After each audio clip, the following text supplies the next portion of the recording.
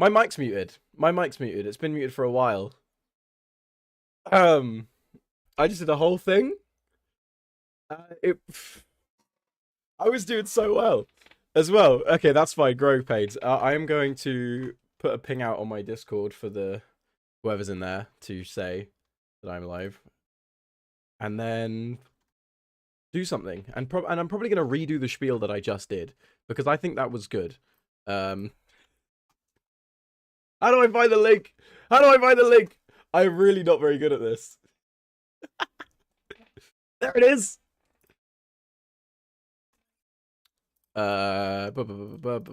Join my Discord, by the way.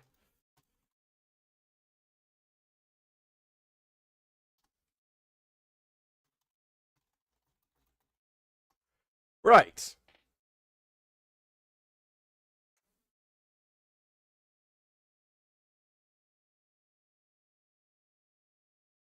My bitrate is too low. Sorry, gang. I'm experiencing growing pains. Oh Christ, yeah, that's terrible. I turned the bitrate up. Yippee! Let's maybe do some actual stuff, but I'm gonna reiterate the whole thing I did earlier when my mic was muted. But marketing is very, very important. Unfortunately, in an ideal world, I would like to be able to launch a game and then people play it and they share it, and people play it and they share it, and it kind of snowballs from there. Unfortunately, there are a lot of games released on Steam every day, and I can't really do that. The videos, only done 3, but like have been reasonably successful in that they convert quite well into wish lists, and then wish lists convert into sales, so that's good. But the problem is the last one took me 5 months to make, and there was a time when I thought it was going to go absolutely nowhere, and that wasn't good. So the idea behind me streaming is that, you know, I can interact with people, and that's nice, if people do watch. But also it means that I have hours of footage of me making and talking and stuff that I can hopefully turn into like short form videos. So I can spend pretty much the time that previously the setup was basically that I would spend a chunk of time working on the game, spend a chunk of time working on a video, and kind of flip-flop between those depending on how I was feeling, which I don't think was the most efficient way to do this. So my hope with this is that I can, all the time when I'm making the game, I'm also making kind of bites of content by streaming it here, you know, being as productive while also putting stuff out there. And then I can still manage to have that like a level of high quality stuff. But anyway, should we actually do some stuff? Let's do some stuff. So today's effort is in a couple things. I'm gonna sort of be flip-flopping between them, I think. But what I want to do is there's the construction class in Build for That Game. He builds schematics. He constructs things. Who would have thought it? And so I'm experiencing issues with him right now, where basically everything you build is as you are about to see. If I try and build something here, it aligns itself. But I might be able to show the bug here. Yes, I can. Sometimes it doesn't snap properly to the nearest 90 degrees. Like, you can see this little boy here should be directly in front of me, but it's not. And this causes issues of all sorts. Like, as you can see, these blocks should not be here, but that comes from it being sort of wonky. I'm not sure exactly what is causing this issue, because the rotation value, it essentially snaps your player's orientation to the nearest 90 degrees, and that's correct. But there's something happening here when it's actually changing the position of the blocks while spawning them. So that's one thing I've got to fix. But also, I'm in the process of overhauling the Steam page. So it's not really good enough right now. If I can get it up and kind of demonstrate that it doesn't look great at the moment. It's kind of mixed right now. Like, there's the screenshots are as the game looks now, and I think they look all right. I want to update these more when I've got games with more players, because right now it's very obvious this is like one game that I played with one person, just because like all the popular games I've done are in kind of older versions that don't look so good anymore. But the promotional assets, like you can see the capsule here, they use all the old stuff, and I'm kind of in a halfway spot, you know, and like within my library. That's a slightly older version of the character designs and everything, and there's various capsules and things that are no longer accurate. So I need to work on that. The trouble is, my main thing at the moment that I'm using for this is that I want to get these GIFs here. I have recon and destruction. You know, construction is missing. Construction is missing because of this bug that we've established is a pain with the wonk, the general wonk. So I need to fix the wonk before I can fix the Steam page and etc, etc. And there's various bloody all sorts of things to do. So that's what it is. What it is. I'm thinking what I might do, because the actual issue here is that if I can get the script up, it's going to take a while to actually open Rider, but schematic builder.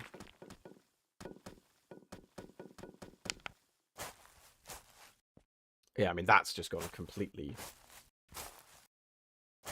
wonk. I'm hoping that what I might be able to do is separate it so it's not a rotation applied to the blocks, but it's kind of flipping the axes, which gives the same effect of rotating it to the nearest 90 degrees. So instead of a certain block being 5 units forward, it'll be 5 units to the left, which has the same effect of rotating it, which would be ideal. But it is very confusing to me because this is effectively the code. And what I can do is if I put in a debug statement here to show me, I would like Ryder to hurry up, please, to show me what the actual rotation is. Refresh this. There is a lot of waiting around in this whole thing. The Unity development experience is just waiting for it to compile scripts, like making a small change, waiting for it to compile a script, making another tiny change, and just like, oh, God. Fucking, of course. Of course. How long did that take? How long have we been live for?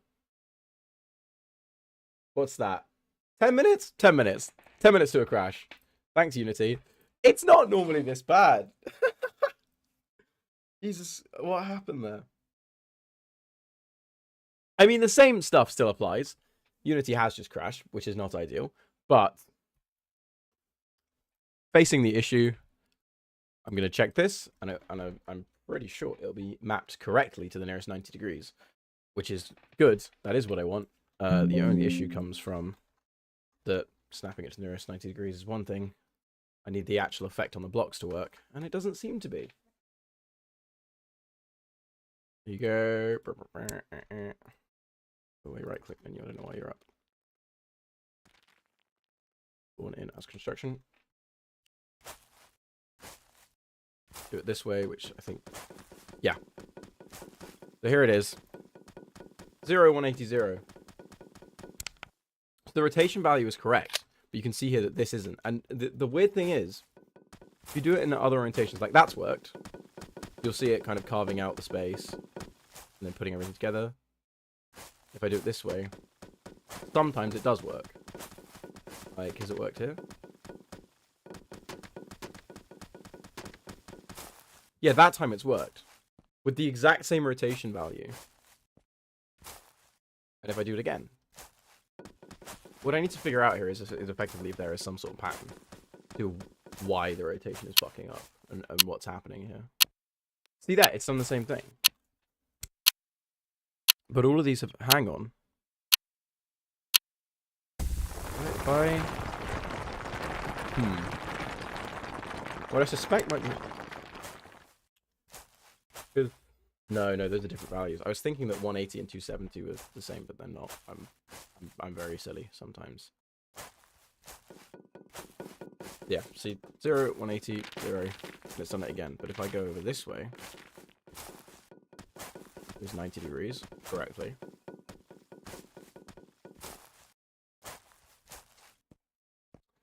What about back this way? No rotation whatsoever. So that works, which is to be expected. I'm very confused how this could be happening. You have integer. They're integer positions. So they're being rotated. Is this maybe because it's from like a corner or something? Now what I might be able to do is create like some disgusting code, which has to be done sometimes, where I literally check and say like, if I have a use case for this. Because if we have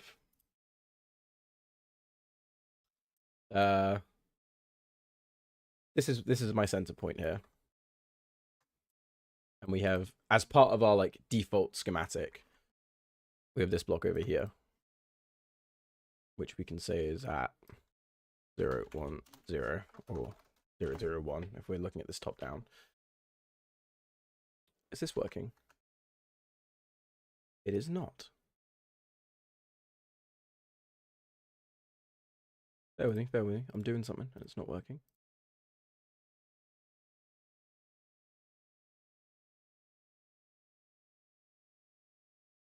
There it is. Still not. For God's sake, why do I even try? We're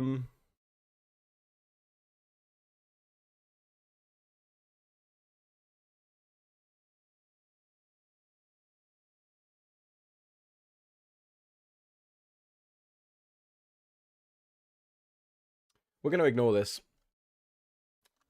But what I'm trying to demonstrate here is that if we have, like, I did have a whole thing set up so that I could use paint that would go over my camera, and I was kind of proud of it. But it's fine. So if we have a schematic, which is just one block, which is at this position, and we want to rotate that 90 degrees,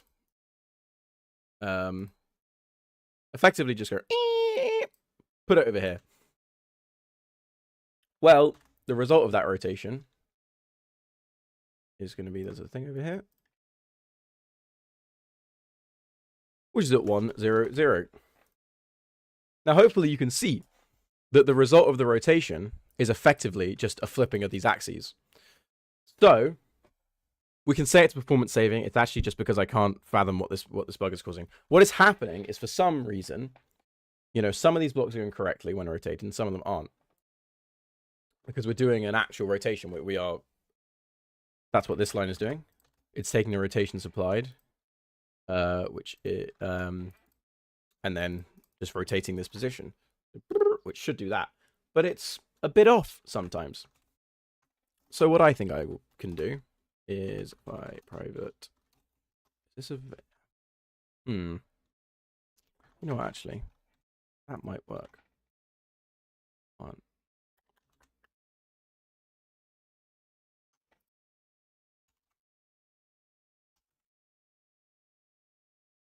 I don't think there's any way that's going to work. Right? Surely? Surely? Surely.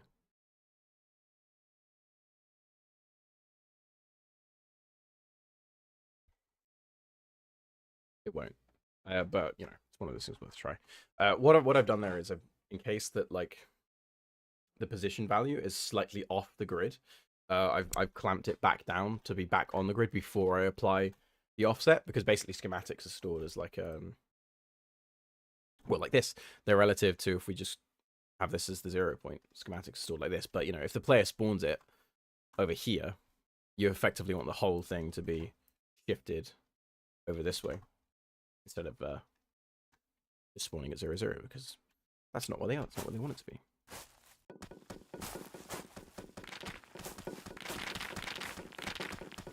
Okay, that's worse. So what I've just done there is I've made it worse. Okay, I think we're gonna have to do the stupid fucking thing.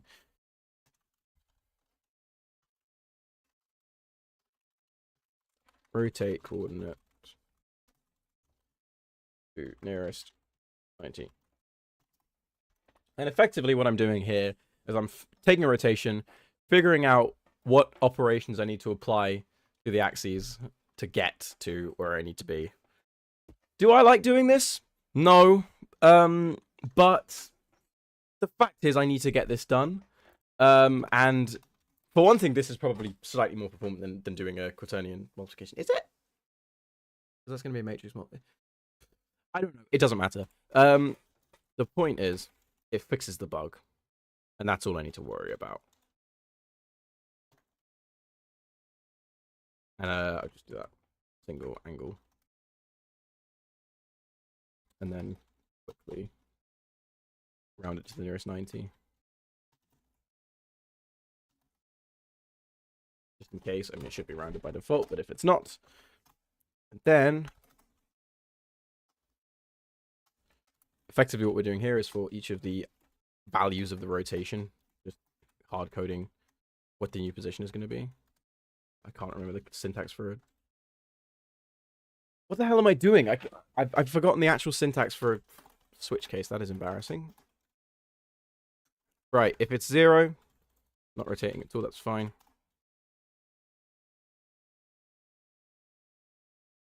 So we just floor that back onto the grid. Because this is like a float, basically each of the coordinates are stored in a float value, so it can be 0.2 or whatever, and a voxel is going to be on the grid, so we use this operation. And I have to do a fallback here so it doesn't give me an error. Actually, you know what, that won't be a problem, because if I do this default case, that's fine. Right, so if it's 90 degrees, we can see here what that does. It takes the Z and X and then swaps those.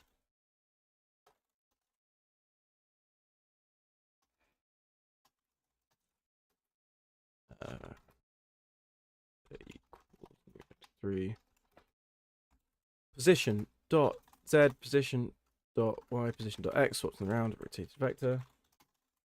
Bosh. And if it's 180, then we just need to negate the forward component. Because you can see here, we do a full 180 degree turn here. This becomes -1 behind it. Right. And that is not going to work because I need to this introduce that outside the scope.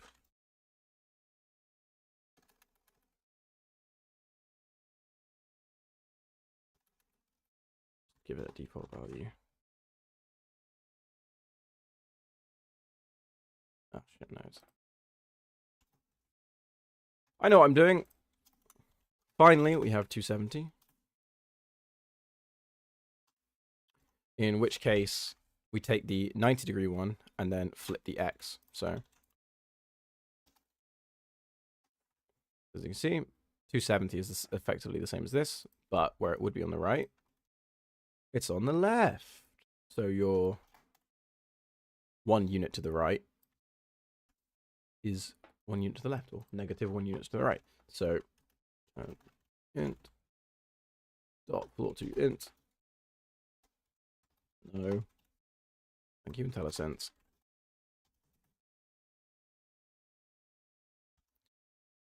That should work. Will it? Who knows? He's not using any execution fuzzy. Yes, it is. Oh, yeah, obviously. Don't need to give it a default value because it's assigned one every time. That is our function. And what we're going to do is pos equals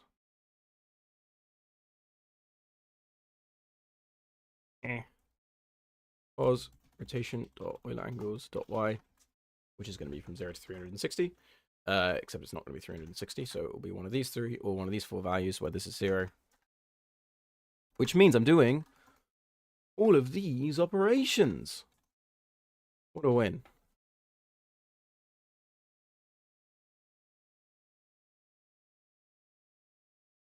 And hopefully, if this works, that means that in what, 20 minutes? Considering, and much of that was me faffing about, I fixed the first thing on our list, which I would say is pretty damn good time. Looking good.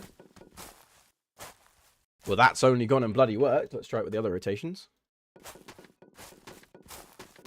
Come on. Oh, you love to see it. You love to see it.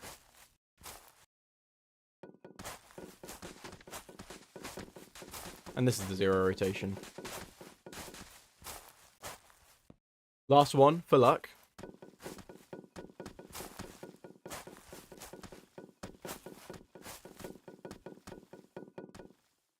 Is that not just gorgeous? Is that not beautiful? That, ladies and gentlemen, and variations thereupon, is the first thing down, so I can go into my text thing here. This is the best feeling in the world. And fix schematics spawning wonky. Oh, bloody hell! I've done that! I might be the goat. That dog is alive, to be clear. She's just sleeping. She alive? I'm gonna check on the. I'm gonna check she's alive. One sec, guys.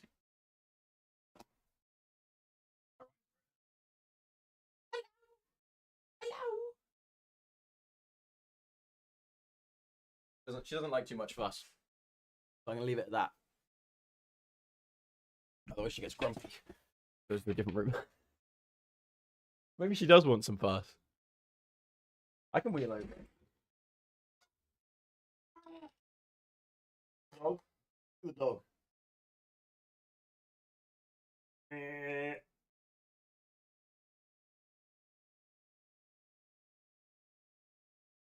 Usually she gets a bit funny.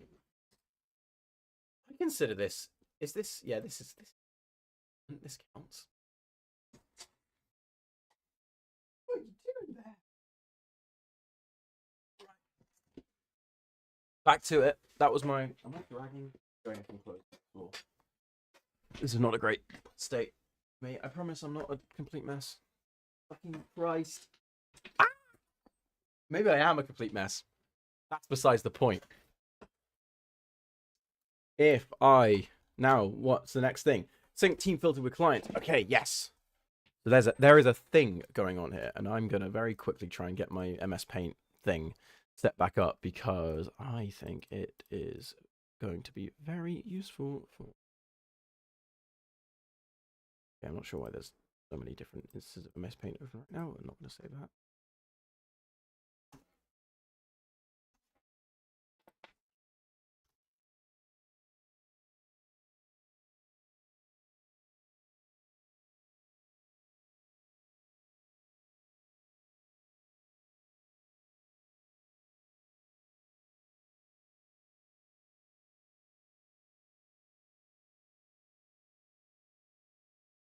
Yeah, it's totally not working, which I find very, very strange.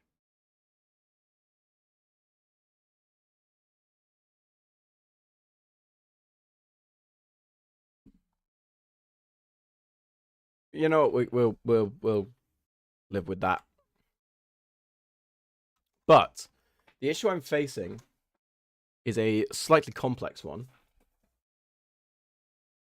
Right. How do I get into this? So, with Build Game, I'm using a high-level networking API, which means that, you know, right. So everything's player-hosted. It doesn't have to be. Like, I can set up dedicated servers, but for now, everything's player-hosted. So if we say this is client number 1, host, you've got your computer here. And over here, we're going to create some more. This is client number 2. Isn't that beautiful?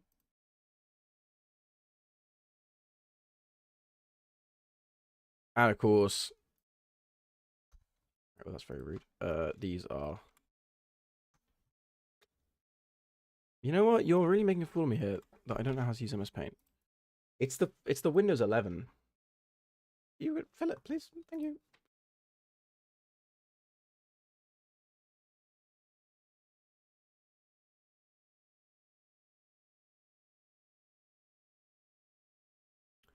But anyway, so if we have our clients here,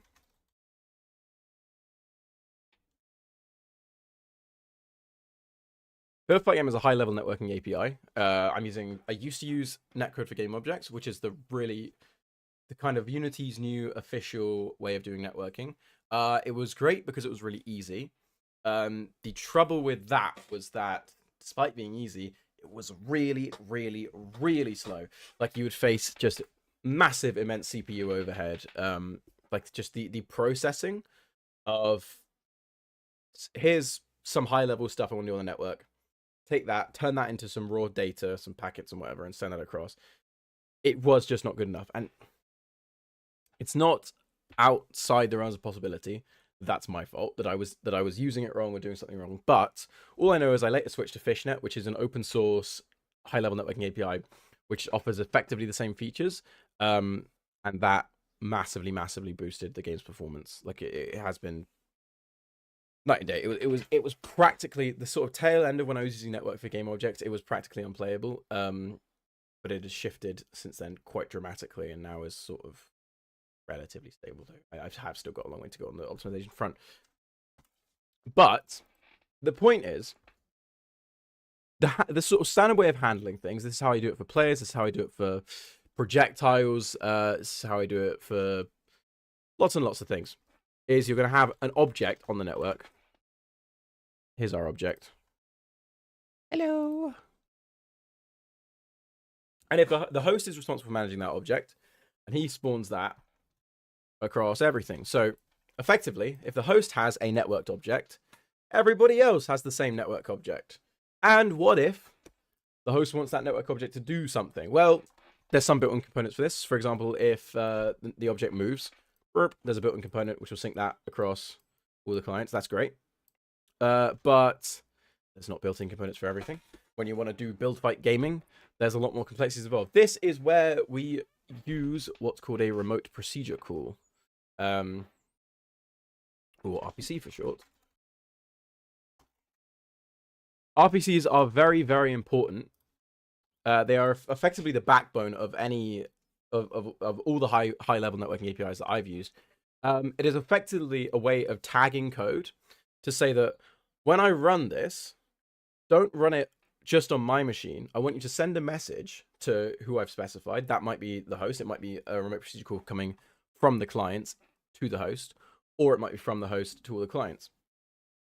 But the beauty of it is really, really simple code. You know what? Actually, I've got the code up. I can find somewhere. Let's find an RPC. The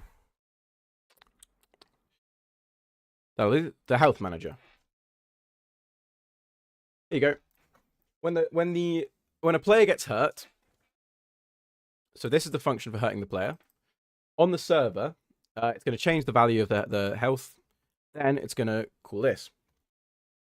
Now, from my perspective as a programmer, all this looks like is any other function. But when I tag this with observers RPC, oh, gameplay, thank you very much for saying you like my project. I think it's pretty cool as well. Thank you. Have you come from the new video? I hope so. If so, what did you think of it? Because I worked really hard on it, to be honest. And I'm hoping that people have received it quite well. There was a time when it was a bit up and down. I wasn't sure how it was going to go, but it seems to have gone all right. Anyway, what was I saying? So, effectively, from my perspective as a programmer, I can just call this function like it's any other. But because I've put this little tag on it here that says observers RPC, the networking API is going to detect that and say, whoa, hang on. I don't want to run this just on my machine. I want to send it to all of the clients, or Fishnet calls them observers. So it's automatically just going to send these. And it is so simple. And it makes everything so much nicer, because developing multiplayer games is a headache. There is so much involved. Effectively, everything you have to think about in a single player game, you have to think about twice. Not even that. You have to think about, what does this look like as a player? What does this like from my perspective on my machine? What does this look like to a different player, as in I do something and there's someone watching? What does it look like to them? And what does it look like from the server, as in who's actually controlling everything. Now, there are other ways to do it. Some projects will have the clients control things, but for an FPS game, that's bad because, you know, you could have... I'll use the RPCs again for this, actually. Let's say that you have set position on server RPC, and this just takes in a position, and, you know, set my position. This is bullshit pseudocode, but it will get the point across. And whenever a client calls this, so let's say client 2, it gets sent to the server, or in this case the host, and he's gonna be like, great, I'll set the position to what you've just said it is. That is fine if you trust your clients. You can never, ever, ever trust your clients. Let's say that client number 2 is evil. He's very evil. Client number 2 has been devious, and he's modified his game. So now when he's calling this position, and he sets his position value here, and it's going to be, I don't know, inside the enemy spawn room. Well, he says to the server, here's my position, and the server says, great, that is exactly what I thought. Now you're in the spawn room. Not ideal. So the way the build fight game handles it, slightly more complex than this because I have to do some other stuff to get it to work, is that you say, please move in this direction, server, RPC. So this is effectively your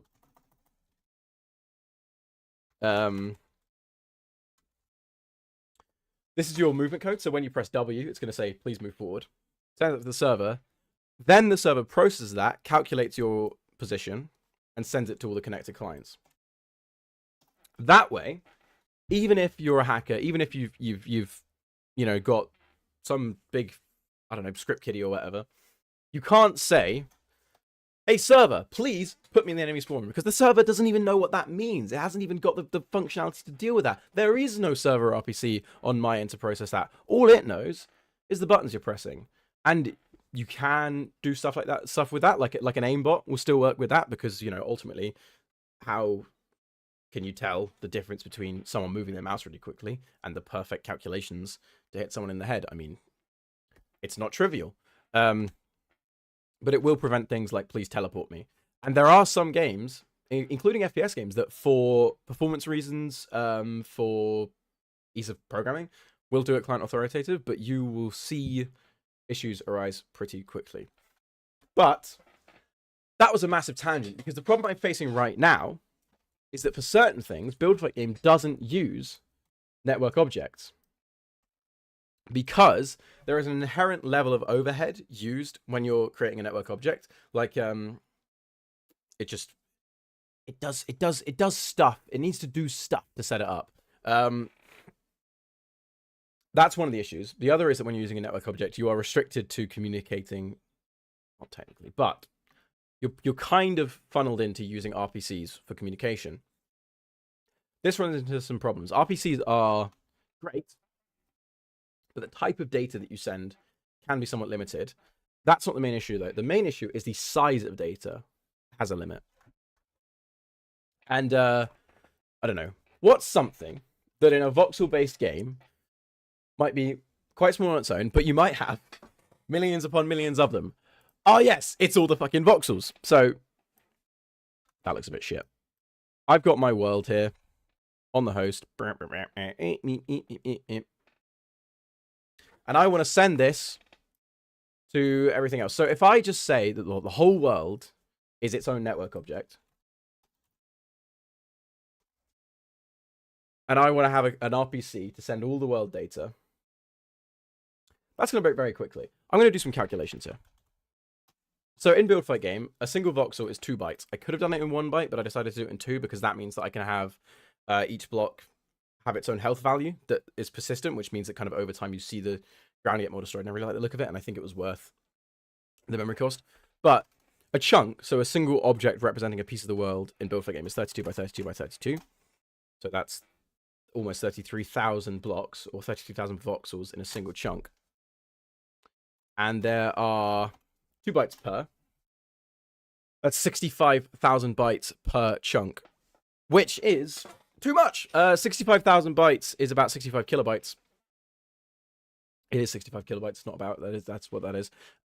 Which doesn't sound like a lot, but if you think about it from this perspective, like here's an example of an RPC which has a decent amount of arguments.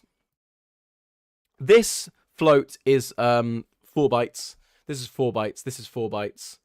This is a vector 3 is 3 float, so that's going to be 12 bytes. 12 bytes. So reference to an object, so that's like 4 bytes. Integer, that's 4 bytes. That is a lot less than 65,000. Hello, Gokhan. I don't know. I'm sorry. I see the accent, but I'm not the best at these things. Hello though. Hi. I hope you're doing well. If you've seen my new video, I would love to know what you think of it, because I put a lot of time into that. And I hope people enjoyed it. But so the issue I'm facing here is that it's too big to be sent through a single RPC. So the initial thing that I did, and this still is actually in the game under some limited circumstances, is that I made a system so that instead of sending 65,000 bytes, it was funny. I'm so glad that you think so. Instead of sending 65,000 bytes, you split that up into smaller chunks of, in this case, it is just over 1,000 bytes, because that's more manageable. And you say, here is part 0, here's part 1, here's blah, blah, blah, blah, blah, and you effectively send these smaller little pieces of data, little bits of a chunk to each client. So here's a little piece, and it's like, okay, this is going to go here. Here's another little piece. Okay, this is going to go over here. Here's another little piece, which is going to go over here. And it kind of does this forever and ever and ever. Well, not forever. Until it receives all the data. It can check. Once it's received everything, then it can spawn a chunk. This almost worked. Very almost worked. This is where things get interesting. It works under very specific circumstances. So within Build Fight Game, for testing, so the game uses Steam to, for most lobbies, the game uses Steam. For instance, through this, which means that I'm on a Steam lobby hosted on Steam servers, and when I press Start Game, I'm going to be hosting it. And if anyone else were to join me in this lobby, any data sent to them over the network is going to hop through Steam's servers. This is all well and good. However, it does make testing quite complicated or quite tedious, because you can't connect to yourself from the same Steam account. You need 2 Steam accounts, which means that if I wanted to test it through Steam, I have to drag out my laptop, get on the game, boot it up, connect it, and if I wanted to make any changes, I'd build it on my computer, I have to send that to the laptop or update it through Steam, and then send it over. It's just like, oh my gosh, what faff. So what I have is that there's a secret key combination that if you press during the title screen, this is strictly between us. If you press Control H on the title screen, it will skip you into a game. It will use a different hello Shadowcat 305. Yes, this is indeed real. If you join my Discord, which may or may not be in the description of this, I will probably give you a key. I'm really not stingy about giving out keys. I've given out like 50 in total. Half those people do not play the game anymore. Half those people probably forgot it existed, but loves it. I'm gonna put the Discord link in the description real quick, because I probably should have done that in the first place. But what am I saying? So here I am. I'm on the super secret Build Fight Game transport, which uses essentially direct IP. Now, the reason I couldn't use this for the game as a whole is because it would mean that to connect to a server, there's a hole in the world, we know that. To connect to a server, you need to port forward. Like if you've ever hosted a Minecraft server, you go into your settings or whatever, and you port forward. So the reason that's a problem is because for some baffling reason, the transport layer, which is responsible for taking all the data that the high-level API creates. So when you send an RPC, it essentially stuffs that into just the raw bytes, sends that as a message over the network. Then the client receives that and figures out which method it needs to run on its machine. Now, the problem was, specifically when you were using Steam to send those messages, where I'd split up all the chunk messages, I had this really handy dandy feature where if you sent a bunch of messages at once, it would combine them all into one. Have you considered that maybe I put those messages apart for a fucking reason? Have you considered that? So, that became a big old issue. And for a moment, this is like when I was like, oh my god, I might just have to give up. Because I couldn't use the default networking transport because that would require everyone to port forward. There is no way that people are going to be port fucking forwarding their device so they can play build fucking with their friends. It's just not going to happen. So I need to use the Steam transport, but I also need to sync the world. So what I did, and I'm actually quite proud of this, is effectively every server on Steam is 2 servers. You have one server for the entire game, which handles all the messages through Fish Punch. For Fish Punch? Fucking what am I saying? Through Fish... handles all the messages through Fishnet. And then you have a second server, where if it detects you're using Steamworks, it spins up a second server, which I can control directly all of the data that's being sent. I'm not saying Fishnet call this RPC, then Fishnet says to Steam, please send this message. I am saying, Steam, you, please send this message. And Steam goes, yes, okay. And if I've split them up, as I have, Steam is like, great, I will send this small message. As opposed to Fishnet, which would be like, oh, you've got like 1,000 different messages here. Let me just put them together for you. Oh, it's too big. It's too big. I can't handle it. I know. That's why I split them up. Point is, that fixed it. I have gone on so many tangents here to get to the point of what I'm actually trying to fix. But you know what? That's life. That's what living is. I have ADHD. Right, the Discord link is now in the description. So, back to the actual point. The world is not a networked object. The world sends data directly through this second server. Great. That is great. But there's some more complexities here because Build Fight Game has these things that I refer to as block entities, which are effectively, it's like a, so, you know, you've got a dirt block, you've got a grass block or whatever, and that is converted into a mesh, which batches a bunch of stuff together, and you end up with a single chunk. You know, if I go here into the offline world, this is just a handy scene that I have, which will spawn a world in for me. It's very nice, very useful. So if I have my offline world, see there, that's a block entity. I'm gonna get into it in a second. So here's my world, and what you can see is that each chunk is, you can also see here, game dev sounds like complicated math with depression, and so once I've tried it and gave up after 1 week. Yeah, complicated math and depression. I would say it's more depression than complicated maths. There's not so much complicated maths, it's just banging your head against a wall, effectively. But when it works, best feeling in the world ever. Like, in the first sort of 20 minutes of this stream, I knocked off one of the things. And in the 20 minutes since then, I've just been yapping about this. But my actual point that I was getting to is an individual chunk is one object, which batches all of these blocks together into a single thing. So all of these are one object. I can move up and down. But they are effectively a representation of a big old array of data. You know, if I destroy something here, that's a different chunk, but you can see the same effect here. Here's my chunk. Now, what happens if I have a block that I want to do something slightly more complicated? Like, if I go into an actual game, I can show you the zip lines, which did I do a short about zip lines? I made a TikTok about zip lines, but I can't remember if I uploaded it to YouTube Shorts. So you may or may not have seen the zip line. You probably haven't seen the zip line. No one watches any of this.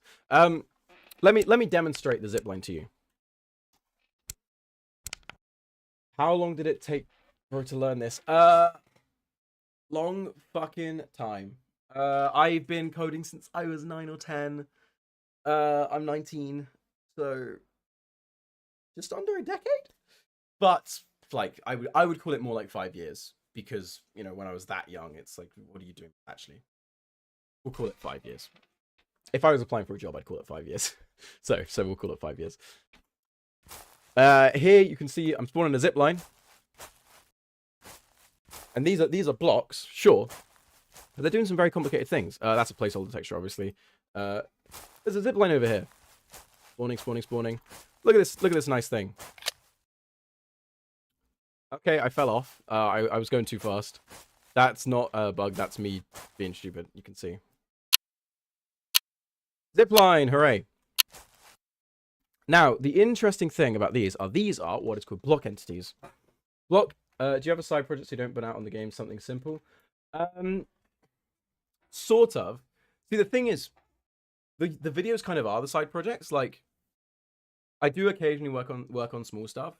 The thing is, because I've got Build for Game as a main project, I no longer feel like a kind of a sense of depression when I don't finish something. Like, I don't have a problem spending a few days starting a game and then giving up, because it's like, this was essentially just to get something out my system, and then I can go back to making a Build for Game. But also, to an extent, like the last 2 months especially is when I was like properly hammering down on the video, and for that I effectively would, if I was burnt out on the game, I'd work on the video, and if I was burnt out on the video, I'd work on the game, and that worked quite well. To mean that like I was constantly getting something done, and it worked. Have I ever published something? That's a tough one, guys. That's a tough one. Have I ever published something? Not really. I've done game jam games and stuff, but my issue has always been with like moving on to a project that catches my fancy more. I think Build Fight Game. I mean, this is really easy to say, but I think Build Fight Game is kind of the exception to that, just because, I mean, for one thing, I'm further into development than it is now, but also like, I'm deeper into development on this project than I've been in anything else, but also I am more passionate about it than ever. Like, I went through as I kind of talked about in my video, I went through a period of Build Fight Game where it was just a massive slog. I mean, I had like some personal shit going on, which meant there was effectively a 6-month period where I was doing barely anything. But even past that, just like I was working, streams in 144p. That is, I don't know. I've got it up on my laptop and it looks fine. I'm not sure. Huh. Okay, yeah. Kev says it's in Zev Kev says it's in 1080p, so I'm gonna assume it's a you problem and not worry about it too much. What was I saying? Yeah, no. So there was a period where I was working on Build Fight Game where like I would just day after day after day feel like I was getting absolutely nothing done. Like I knew sort of within myself. Hi Dylan. I had 7 Trojan rat Bitcoin miners on my PC, so that may be why. That is fantastic. So there was a period when I was working on Build Fight Game. I'm gonna get through this monologue if it kills me. There was a period when I was working on Build Fight Game where just day after day it would be like, I feel like I've made absolutely no progress. When I was overhauling the voxel system and everything, it was just trying out stuff, and nothing would kind of work. So it was just like, why bother? Why even try? But the key thing is, right? One of my old project, Broken Home, which Joe Dinham in the chat will in fact remember.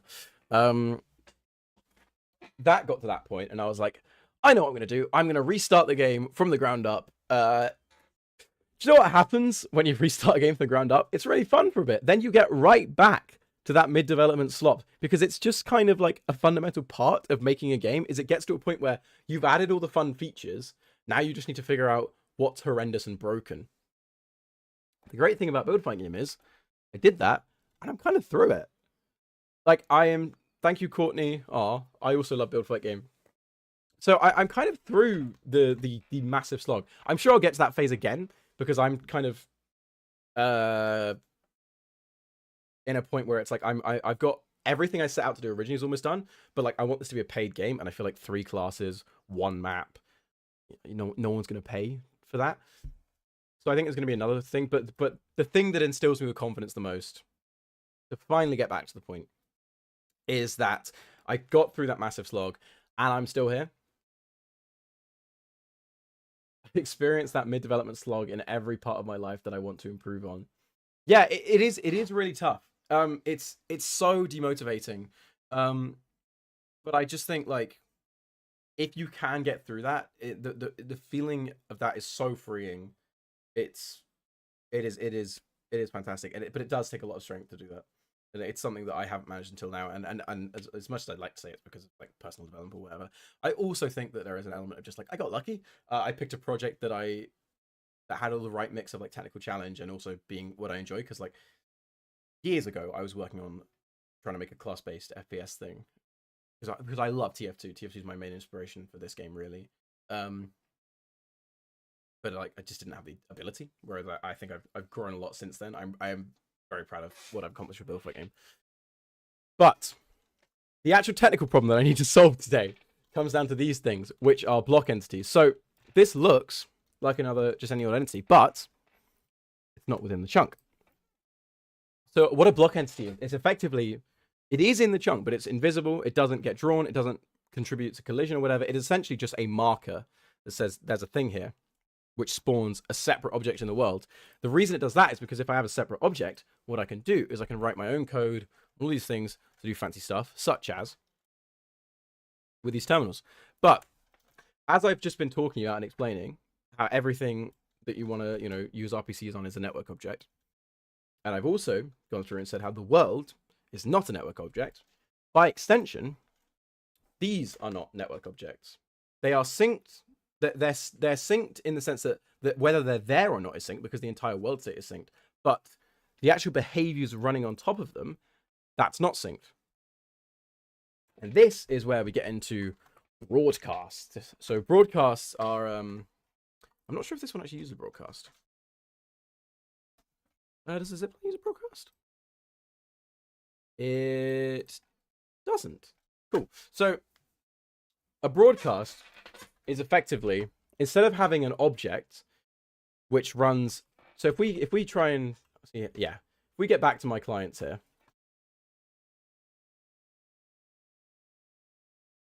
instead of having the objects that run a remote procedure call on that object, which corresponds to a method on a behavior on that object, a broadcast is effectively just like, do a funny bit. All right.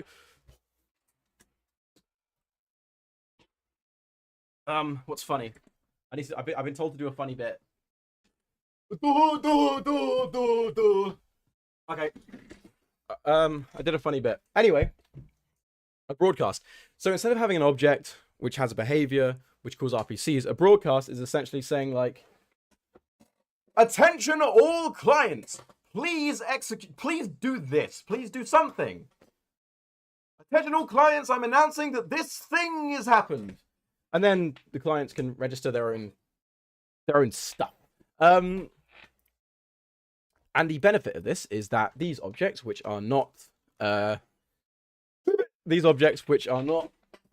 across the network themselves, can broadcast and do behavior through that. So we'll take an example of what is a thing that does this? A schematic builder. So a schematic builder is the thing that gets put down as when you're playing construction. You boink your hammer and it puts that up. Sorry, I punched my mic. We're going to ignore that. You go boink and it builds its own thing. And I use a broadcast to tell the world what the current state is of the builder. So here, where it says what it's building and it shows a little progress bar. I use a broadcast. Now, so the way this works is you say, first of all, you have to tell the system what you want to do when it receives a certain broadcast. So this is saying, find the client, the big, hello Zeke, welcome to the stream. I hope you stick around. And if you've seen my new video, I really hope you enjoyed that. So you find the client and you say, by the way, when you receive a broadcast of this type, and this has all the data that's going to be included in the broadcast. When you receive that, can you please run this method for me? Thank you very much. And then when the object gets disabled, it says, by the way, you no longer need to run this method for me because I'm dealt with. I'm gone. Cheers, mate. So what is within this message? Now, the important thing is messages are broadcast.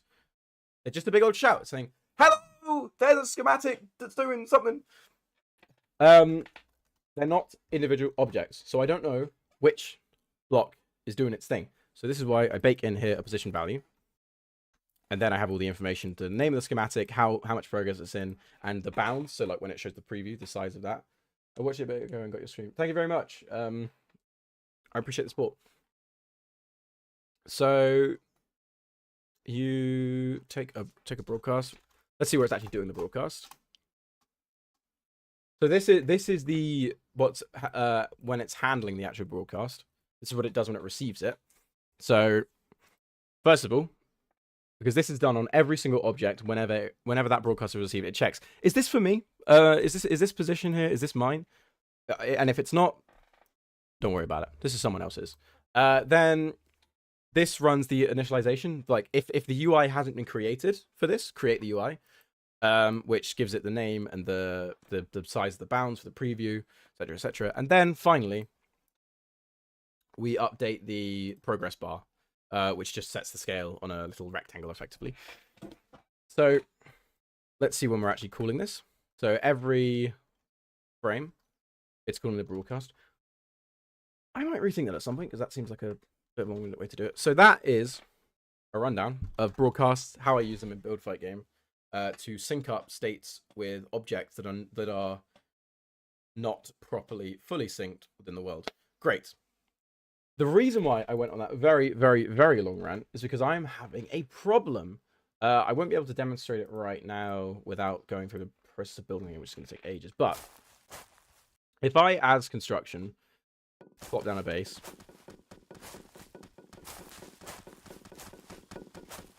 this here is a team filter. It means that if you're on red team, you can walk right through it and get into this base. If you're on blue team, it will do a bunch of damage to you. Ouch. Now, the problem with this is that the existence of the team filter, as we've established, because effectively what this is the block entity here, which creates this filter kind of door. Do I know what every button on my screen does? Yes, I do. Do you want to go through this? Let's go through this. File, that's a file menu. Edit, that's the edit menu. Undo and all that. I wouldn't know everything on these. Assets is for like creating stuff. Files, this is where your assets go. Game object is for creating a game object, like within the hierarchy view here. Components for adding components. I never use these top stuff. Services is your kind of Unity services. I don't know exactly what all of these do. There'll be multiplayer stuff in there. You know, I'll figure out when I get there. This is for your, okay, yeah, this is for your like sort of online connection. Tools is a very broad window. I've got some of my own stuff in here. Like here I have a button that launches the build for me. Here I have a button that I can use to open this custom editor I made, where I can edit schematic files and get data from them. Here I have a button that uploads the build to Steam for me. I'm gonna tell you guys a secret now, which might be putting a target on my head. This upload to Steam thing runs a batch script which runs a text file and then kind of fills in my Steam like two-factor authentication code, which I put in here. That text file, right? This is not advice. Do not do this. That text file that runs the Steam upload, it's just got my password in it. It's a fucking plain text file which says log into Steam, username, password, two-factor authentication code. If anyone gets on my computer, they just have my Steam password. It's just there. It is, oh god, not my proudest work. Animation rigging is because I have the animation rigging package installed, which I don't even use because I did do I was going to do some like inverse kinematic stuff. I might still for like various animation things, but the only thing I actually use it for is so I can see like the character skeletons. Nougat is because I have a Nougat package for, I think it's JSON. I don't know if I use it anymore. Jobs, this is important. The only thing in here is the burst like debug thing. Jobs is Unity's system for writing hyper-parallelized C# code. So with jobs, effectively, you write your code in a specific way where you're not allowed to use any managed types, which means that you can't use references to anything. Do you have a backup of the game in case? I will be sure to be respectful to other stuff on your computer when I come in. Do I have a backup of the game in case like a meter falls on my house? I do. That's another one of these buttons, Unity version control. This is, well, version control. You can see I have a bunch of change sets here. These are all stored on the cloud. Everything I do dating back to July 2023. My God, it's been almost 2 years since I started this project. I have not uploaded this in a while. I'm going to do that.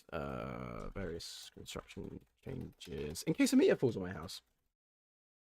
But I've been slacking a bit. I try to, anytime I make a major change, I'll push to version control, which means that the state of the project is always there.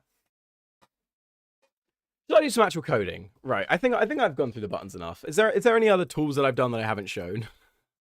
Assign predicted behavior indices.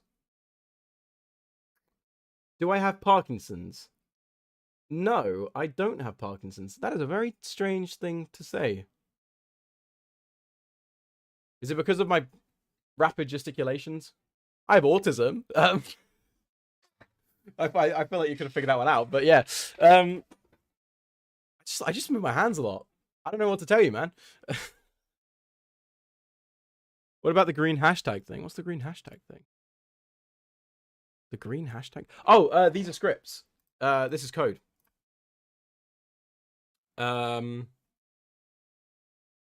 Yummy does all the stuff. Speaking of code, should I do some? I'm gonna stop narrating everything that Unity editor does and write some code. First of all, I need to build a project so I can show and also. Do you know block and load? I feel like I've heard of that.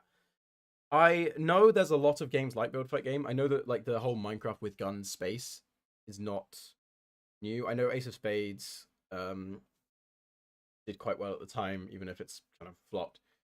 My hope is that Build Fight Game, I'm focusing much more on creating a fun, like class-based shooter effectively. Hopefully quite well balanced as well, first and foremost, and then the kind of the voxels is like a setting that I'm very much designing around it, but my main goal is to Ace of Spades. My main goal is to make something as a fun and balanced shooter that is in a voxel world, not making a voxel game with guns effectively. I put the most thought into that, into the actual balance and pacing. I thought a lot about on my TikTok. I don't know if it's linked anywhere. It should be. I'm really bad at this YouTube thing.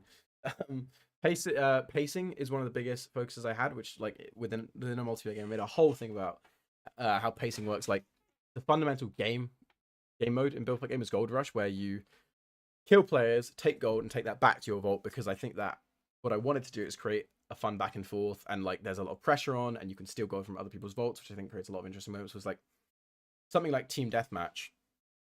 That's just a constant rise in tension, and it's kind of like it's kind of nothing wrong with it. Like I am planning on including a Team Deathmatch game mode, because I think that like there is a place for that.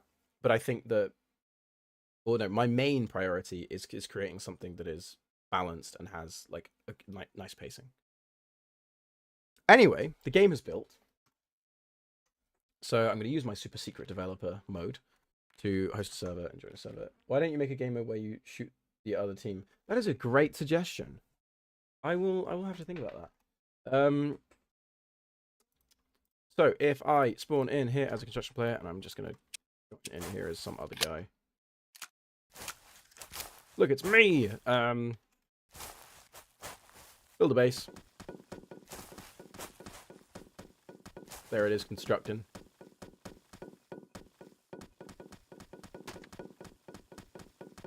I found another different bug. This is new. This has not happened before. I am not sure why that took so long to build. It's not supposed to do that. Oh well. The actual bug that we're trying to fix right now is, you can see the team filter is not visible because it's being spawned and initialized and everything on the creator. And you can see this is the team filter. So the team filter exists, but all the data of it is not being sent. Oh, frame rate. What the hell is that with my sensitivity? Have I got a controller connected or something that's fucking with it? Anywho. The issue is with this fella. So, we're going to use broadcast, which I went on my extended rant about, to synchronize it. Now, the actual behavior, like here, this hurt zone, which checks if you're on a different team, and if it does, it burns you. That doesn't need to be synced, because that's all handled by the server anyway. Like, damage is server authoritative and everything. That's fine. But what I need to do is actually make it show up. So we're going to see here, yeah. This is running all the time, and it's checking who built this, what's their team, set my team based on that. That's fine. What I want to do is make it so that when the team is set, we say, hello, this is my team. Sorry. This is my team! You do an announcement, you do a broadcast, which tells everyone, do I need to make anti-cheat? No. Kind of. No. So, this is a complex question for a game like this. Because, for one thing, everything I'm doing is server authoritative. So, effectively, the client... would you play Nubby's Number Factory on stream? In a second, I will play Nubby's Number Factory on stream for you.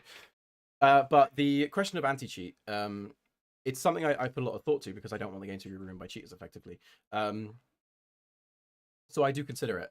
But what it comes down to is the game's fundamental design is server authoritative, which I touched on earlier. I don't know if you were around for that, which means that the server fundamentally controls the entire state of the game. Clients will say, I'd like to move forward. The server moves them forward, then sends that back to the client. The client can't say, hey, buddy, I'm at this position now. And the server says, great, sure you are. So that makes cheating harder to do, but not impossible. Because the fact is every FPS game, every modern FPS game is server authoritative and still says, what if the game is ruined by cheaters? Yeah, I'm kind of getting to it. It's a scaling issue. But so that mitigates a lot of it, but not everything. Like something like an aimbot can very much still happen on client authoritative because, you know, you just say, oh, by the way, I'm moving my mouse in this position, which just so happens to perfectly be on someone's head. You can't prevent that without a proper anti-cheat. However, I have the game already hooked into a backend that I'm running on Microsoft Azure, which is going to be responsible for handling player lobbies and chat and like what lobbies are public and who can join them. So you can have someone pretty much game banned permanently. And I'm going to, oh god, I'm still playing the game. I can hear horrendous ticking in the background. So I can do human moderation. But I recognize that human moderation isn't necessarily the end all be all. But the fundamental thing is it's an issue of scale. So Build Fight Game is not free. If you want to, or it won't be free. So if you want to overrun the game with cheaters, you're going to need to invest a lot of money. Why don't you just make it so if someone lands a headshot, they get banned immediately so they can't aim bot? Yeah, I'll do that. I can't see an issue with that. But in all seriousness, there's an issue of scale. Hacking a Build Fight Game is the lowest you can fall. Exactly. But like making a massive botnet, something like Team Fortress 2 experienced, that would cost thousands of dollars at least. At the very, very least. And like reasonably you have human moderators that are going to be able to like detect it. And the thing is, by the time you get to that point, if I have enough of a player base that I have like literally inundated thousands of hackers overwhelming the game, I have enough money to develop a proper anti-cheat. So if the game is small scale, it doesn't need an anti-cheat because I can effectively do human moderation if it's only got a few hundred concurrent players. If the game is so massive that it's overrun by hackers, I have enough money to hire a whole fucking team. Because like realistically, that level of success is going to be the hundreds of thousands of dollars in terms of sales numbers. If it's big enough to be overrun by hackers, getting through a server authoritative setup, because why are they going to target some indie game where they have to pay a barrier of entry of at least $5-10? And I suppose it could happen, At which point, I guess, sure, I'll look into developing an anti-cheat. But the way I see it is it's an issue of economics and scale, effectively. Right, Joe Didham. I am going. How ping dependent will the game be? Do you think? This is a tricky one to answer. Because as it stands right now, it's reasonably ping dependent. See, that's one of the downsides to doing server authoritative is that you need to wait for a message back from the server to apply any changes. Now you can mitigate that using what's called client-side prediction, which is where effectively, if I press W on my keyboard, this already exists in Build4Game. If I press W on my keyboard, I'm going to send that to the server. I'm going to move myself forward, just for me. No one else sees this. I'm going to move myself forward. Then when the server sends a message back, I'm going to say, am I in the same spot? Great, carry on. Which means that you get instant feedback while still maintaining the server authoritative setup. However, so that mitigates the appearance of latency. So something like player movement, like this is true now, you can move about with quite high latency. And as long as you have low packet loss, so your network is stable but high latency, your movement will be smooth. You'll press W, you'll feel that feedback instantly. That's great. Latency comes more into question in terms of combat because you're seeing players that are like, I don't know, quite a ways behind where they should be. So this is where lag compensation comes in. So lag compensation is already kind of developed, but I need to do a lot more testing on it because I find that when I'm actually playing, it feels very hit or miss, mostly miss. So that's something I need to look into. So lag compensation works by saying, like, if I'm a player who's 30 milliseconds behind, when I shoot my gun, wind everyone else back 30 milliseconds, then check if it's a hit, then put everyone back where they should be. Which means that from my perspective, if I click on someone, they're going to take damage.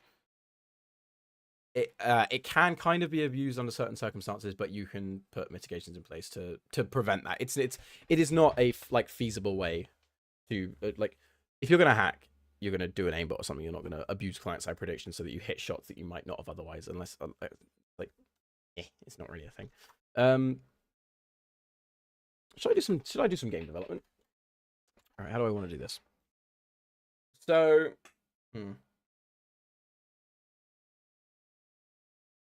it's that hard to make. So, lag compensation, not particularly, because the thing with lag compensation is it very much goes hand in hand with prediction, because as part of handling client-side prediction, you need to be able to roll your players back a certain extent so that you can like fix if your position is misaligned with where the server says you should be, you need to be able to wind yourself back. That fundamentally is difficult to make, but it was one of the first things I did. Like, I knew this was going to be a problem. When I first started making the game, I used my own client-side prediction library. And I promise this ties back into lag compensation. The benefit of that is, if you know how many ticks, how many sort of increments behind a player is, you can kind of hook into it and just rewind them and then put them back. Bro, I love deep woken ping compensation. I'm not down with the kids enough to know what that means. Am I old? What is that? What is deep woken ping compensation? Oh. Bill fight game. Who is Bill and why are we fighting him? Game. That wasn't funny.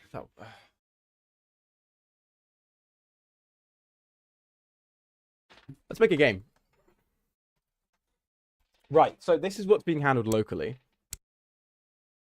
So what I can do here is... Can I check that? This is only really going to be done on the builder, because the builder is the only one that's going to have this value assigned, which is set whenever construction puts something down.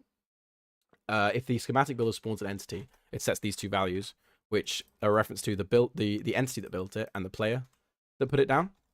So the player determines the team. So what I need to do here, Deep Woken is a game, ping compensation gives you more time to parry stuff. If you're above like 100 ping, I think every 50 ping you're above like 100 gives you a buff. Okay. I'm weary of doing something like that. I mean, for one thing, lag compensation kind of offsets that anyway.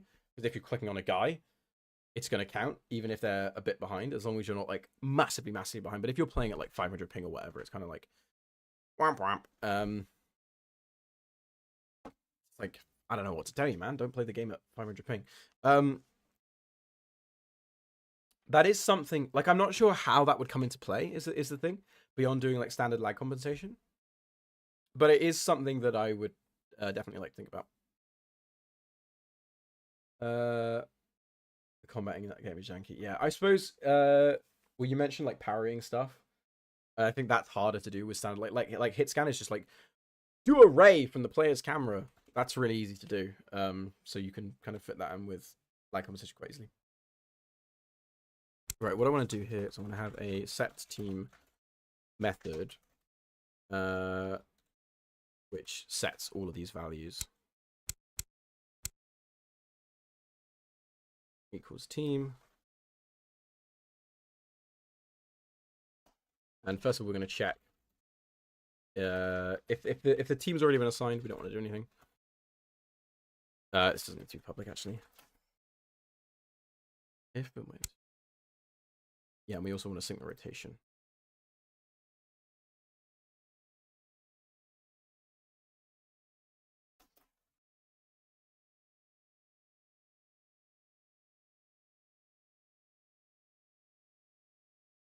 It works surprisingly well, and the combat is pretty fun. You're fighting a balanced build. I have like 2.8k hours in that game. Oh, nice. I'm surprised I've never heard of this, actually. I don't know, is it a big game? Like how because that, like, it doesn't even ring a bell.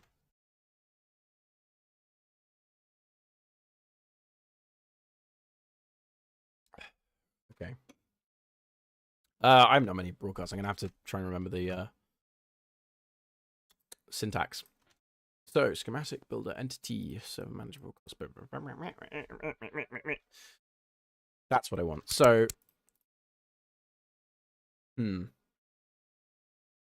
got to figure something out here.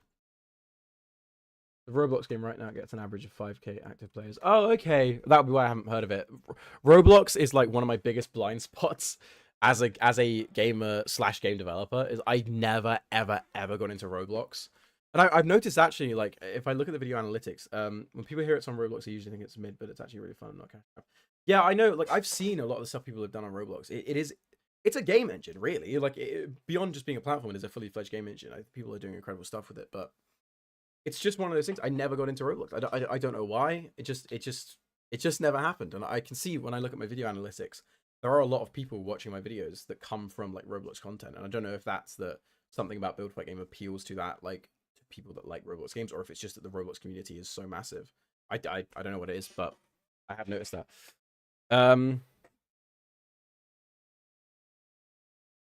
So what I need to know here is if this is being assigned by the server or if it's being assigned by the client. Because if it's being assigned by the server, this comes back to you. I tried to do some Roblox dev stuff. I learned a little bit once, but it's kind of hard. Yeah, Roblox uses, if I'm correct, uses Lua.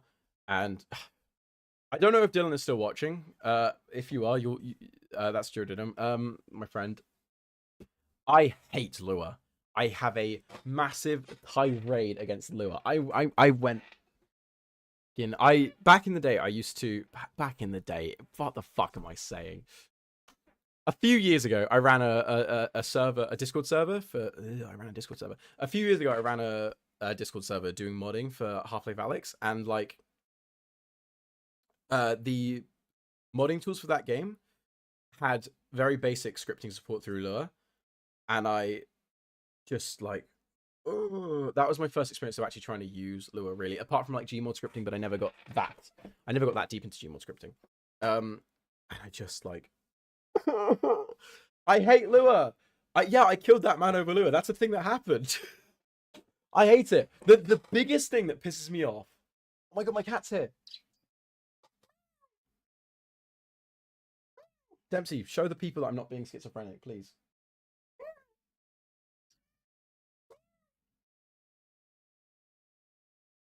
There is now audio of me meowing. I promise there's a cat. Oh, you can see him. You can see him. It's okay. Anyway, so Lua, if you have an array, most programming languages start from 0, which at first sounds counterintuitive, but it makes doing maths and things with indexes much, much easier. Lua starts. Oh my god, it's Will Stubbs. Oh my god, it's Will Stubbs. Hello, Will Stubbs. Yes, thank you, Broken Stone. Lua is genuinely such a horrible language. It is. It is. I hate it. Why do arrays start from 1? And why are like if statements you have to write end instead of like here I've got open curly bracket, closing curly bracket.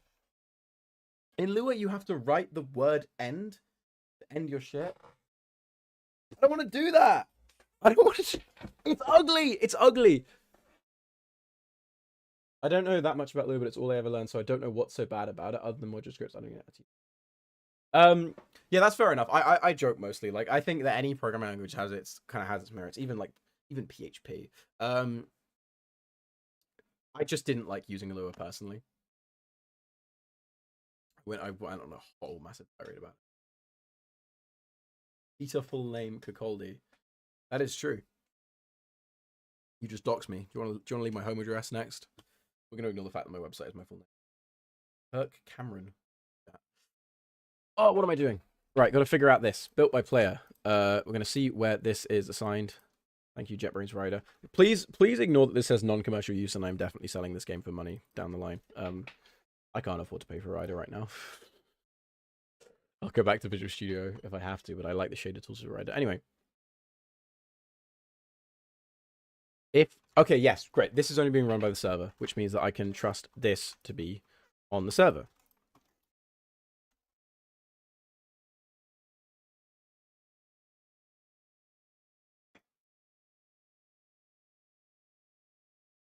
Holy moly, I left the cookies in the oven. They are crisp. They are ash.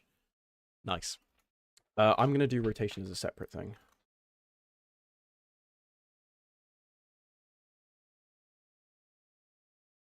The reason for that is because these, like, I don't think it's outside the realms of possibility that it's not commercial use if you don't have ads, bro.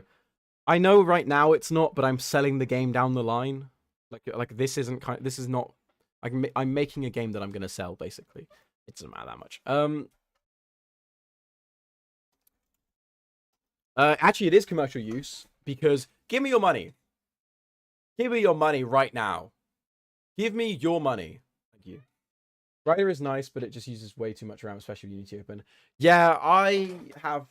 Yes, kind of. But like, I had the same thing with Visual Studio. I don't know. I used VS Code for a while a few years ago, and that was quite performant. But I just I don't know. I like having a beefier editor. I upgraded my RAM sort of like a year ago. So I have 48 gigabytes of RAM. Let me see.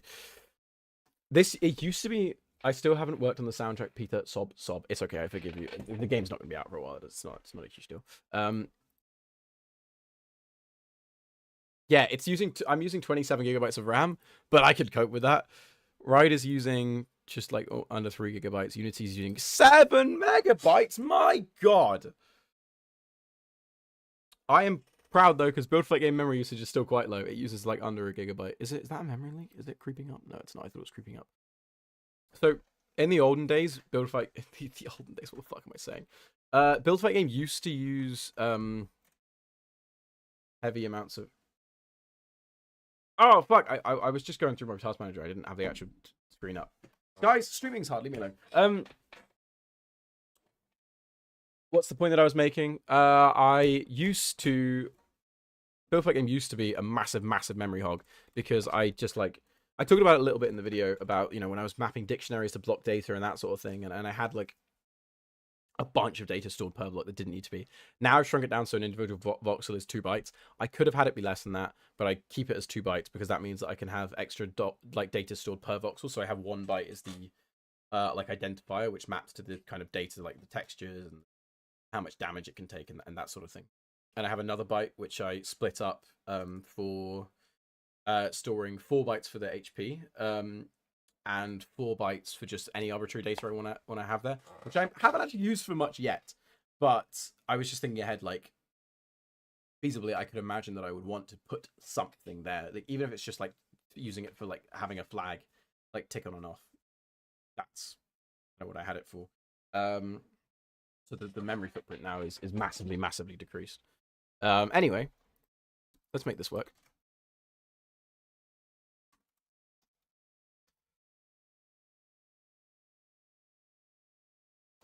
Here I am changing the rotation of the hurt zone because actual blocks don't have any. Someone needs to make a new Roblox camp manager program, bro.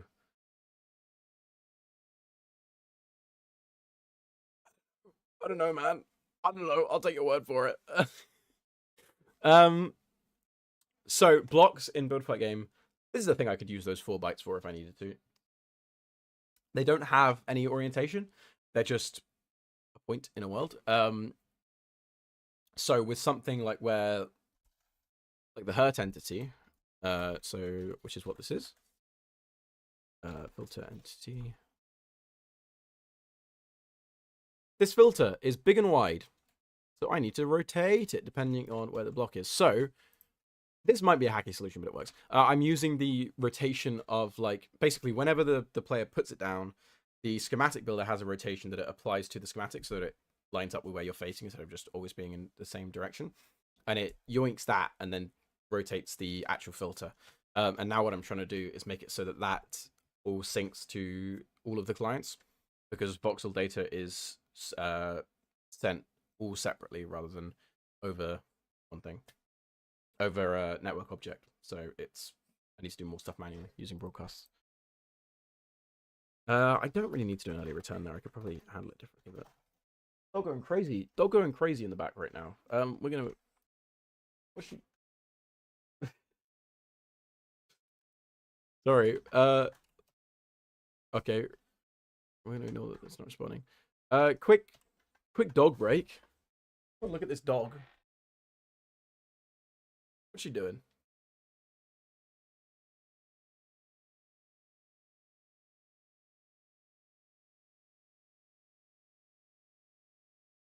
Oh, interesting. I think she's given up now. Look at the animals. Look at them. This is what the people want. Programming. I need to do a broadcast. So, does the dog know how to code? No, she doesn't. She doesn't know how to do much. I do have a picture of her watching a Chris Chan documentary. She put it on herself. Don't ask questions. She's given up now. There's only one animal.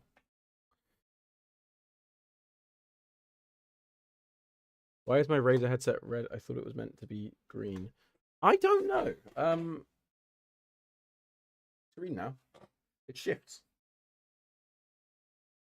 Because I know the Razer app you can like change the colors or whatever. I don't care. I just need to be able to hear stuff.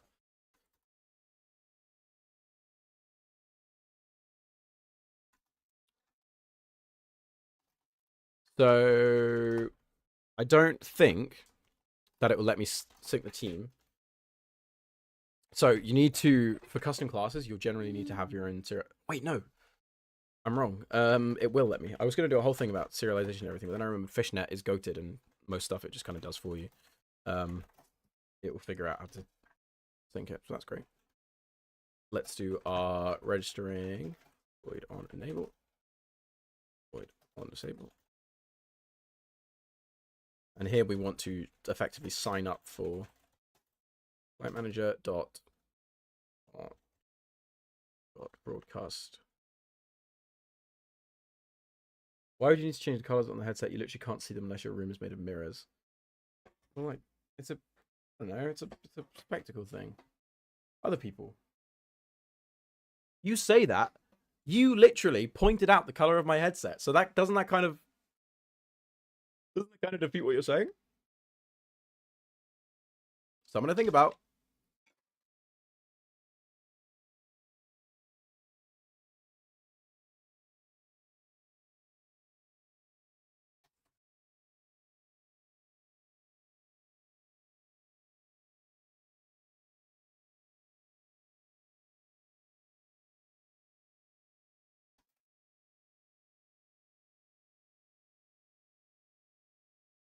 Just go with the flow. Okay, I'm going with the flow. That's not what I want to do. I want to make sure it's the same. That was almost a thing that would have took me ages to figure out. Despite it probably actually that's fine.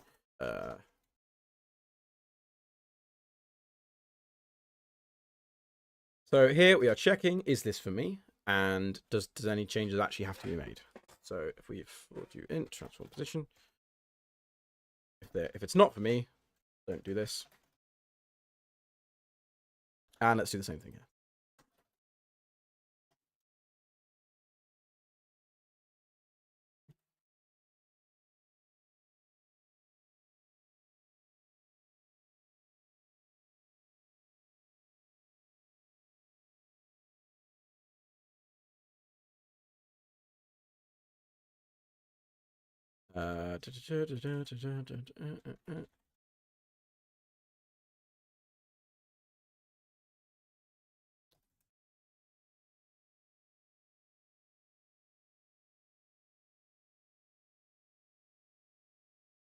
So we only want to run this if we are the server. So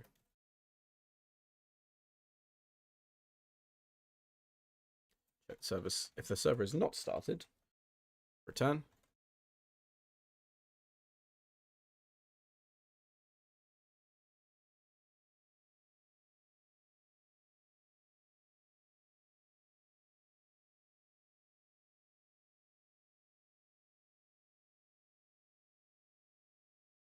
Then here we unregister from the broadcast. It is quite simple. It's just I am very prone to getting caught in massive, massive tangents, apparently. I've not done the streaming thing in a while. I looked at some of my old stuff from 2021. It's like, I would not talk. I was very, very quiet, you know. I was worried I'd get into this and not know what to talk about.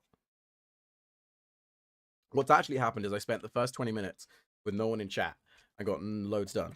And then I had like one person say something. And then it's just like, oh shit, man. Extended tangents.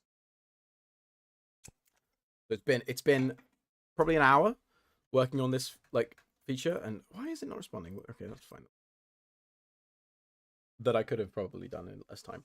I'm starting to think that streaming might be its own thing and not just developing while also.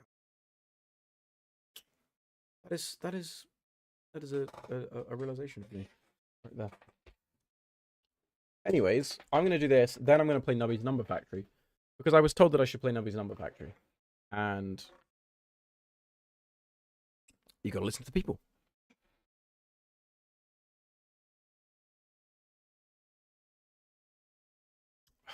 Listening to this thing.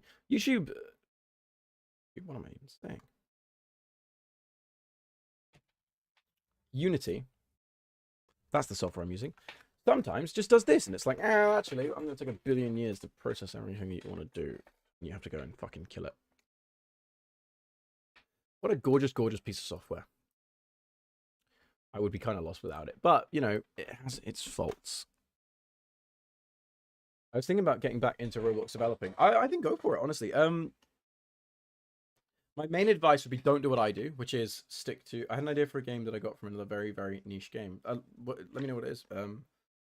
Nubby's Number Factory's got a game. Yes, I'm so glad. I had Joe Denham in the chat, my friend Dylan, trying to get me to play it. So I don't have the full version,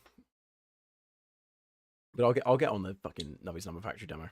Anyway, no, I think you should totally get back into Roblox developing, Shadowcat. Just I would say go with small, achievable projects is my main thing, because that's not what I did, and I spent so many years dedicating myself to things that I was just not capable of completing, and it made me kind of... It is a wonder I stuck to this hobby for as long as I did and turned it into sort of something more. Although,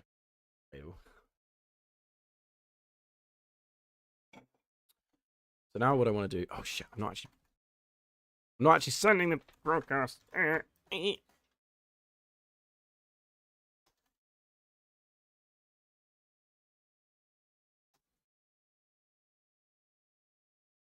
Oh god.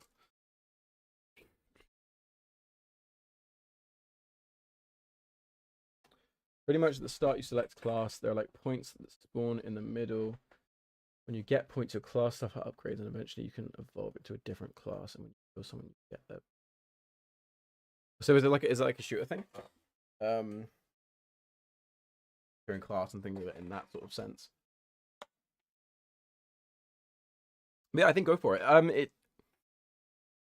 It's just, you know, it is just all about making sure it's something that you can like achieve. But I mean, I don't know you. I'm not gonna tell you what you can't do.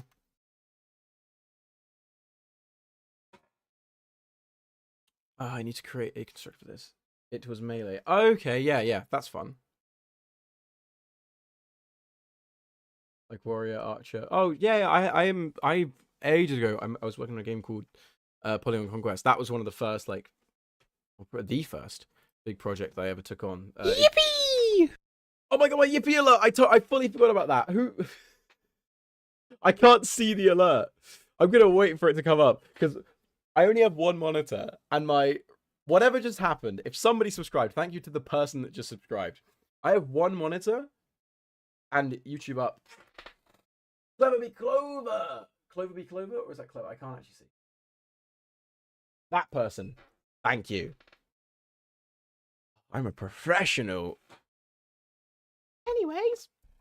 Yeah, I was making this game called Polygon Conquest, which has been a lot of different things at one point. It was kind of my friend's idea that I just hijacked because like I can make games, then let's do this. And then it was like, oh, okay. I feel a bit bad about that, to be honest. But you know, sorry, gang. Can I please create a constructor? What am I doing? I'm relying way too much on fucking Ryder. I know how to make a constructor.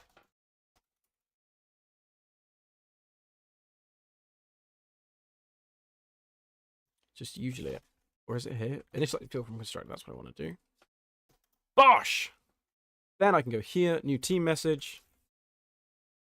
And then vec3.floor to int. So this is for me. Transform.position.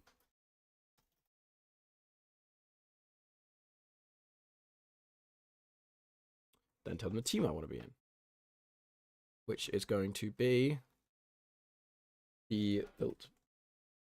When I was learning, I tried to do one big project and I tried to learn from making different small parts of it. And once I learned from the different parts, I realized the stuff I was making was really bad. Yeah, I feel that so heavily. I was always under the impression it was like, even though I'm working on one thing, I'm doing smaller stuff. So it's like, you know, it's fine. That ain't how it works. And the thing is, right, there is so much more to making a game than just the features within it, you know, like the experience of creating something from start to finish, which I've only got an unfortunately limited experience of just from like game jam stuff, but like, even just from that, putting something out there and having people play it is invaluable. That would be my biggest point of advice. And you'll hear this from everyone. Like everyone says this and no one does it, but I can't emphasize this enough, you know, just make something that you can finish and send it to your friends and you'll see them play it and they'll be like, haha, fun. And you'll be like, oh my god, this is the best moment of my entire life. And that feeling does not go away. I was testing build fighting the other day. I was fixing a bug. I had two other people in call who were playing it with each other. And I could just like hear them laughing about like each other and saying how fun it was. And I was like, oh my god, this is living. And that is exactly why I still do this. Like I can code. I could have gone to university, done like a computer science degree and tried to get a like software job or whatever, but I loved this so much. So I've got behind the chat. God, I'm so famous. I love making games, mainly my speedrun game. Oh, nice. While I'm busier, I'm working on this idle game, like a horse race, but it's random. Also fighting with different move sets based on Undertale. That sounds really interesting. I think that also that's a really good way of dealing with it as well, as having like a kind of background project that you can work on. So you're still kind of keeping your skills honed and working on something when you can't commit yourself. The game I got the idea from was a Minecraft server called Diamond Fire, where you could make games in Minecraft by literally placing Minecraft blocks next to each other. That sounds really cool. That's really. Thank you, Clover B. Clover, for your kind words about my video. I put a lot of effort into it, so it really means a lot to hear people say that. The only thing that I sometimes use Ryder for is it's scarily accurate at guessing exactly what you're doing. Yeah, I find that as well. The IntelliSense is it even called IntelliSense in Ryder, or is that like a Microsoft? I don't know. You know what I mean. It's good. I'm playing Nubby's Number Factory once I finish implementing this feature. I'll just message you. I'll let you know when I'm playing Nubby's Number Factory. Me when I realize I have to actually make all the systems work together and not individual stuff. Yeah, it's tough. That's one of the biggest things. Is like, making a grappling hook, pretty tough, but you can do it. Making a gun that you can shoot, pretty tough, but you can probably do it. Making an inventory system, which overarches those two things. Architecting your project, that is effectively the difference. Like I would say that's the main thing that I've learned over the past like couple years. Like my individual, like I look at myself coding years ago, like my old dev stream from 2021. My coding style hasn't changed that much. I do think I'm better than I was, but like the main thing is I'm now much better at being able to look ahead and consider future use cases and try to architect my project in such a way that it is more malleable and that I can create the things that I need to create. Anyways.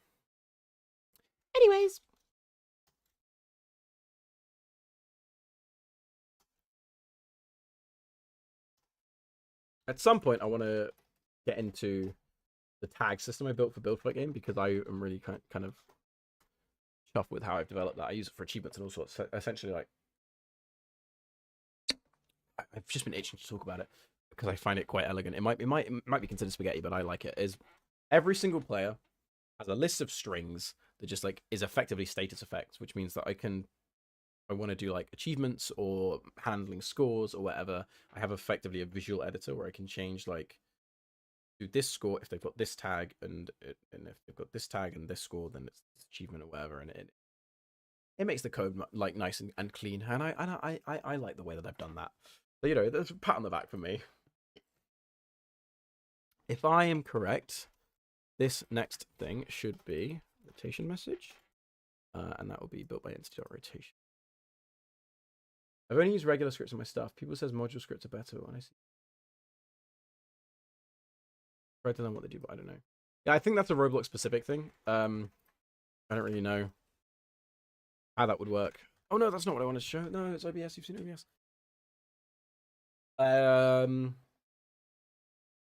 Maybe I give Roblox a try at some point. That'd be fun.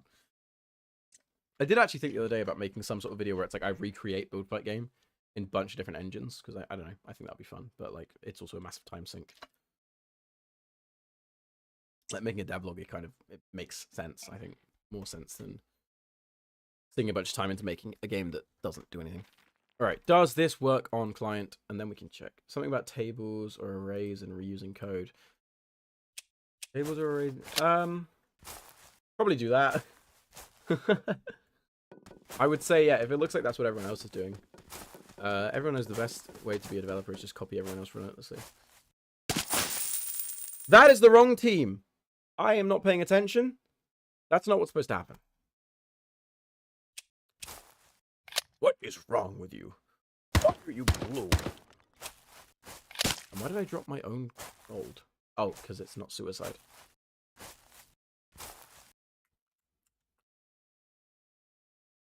Am I doing this wrong?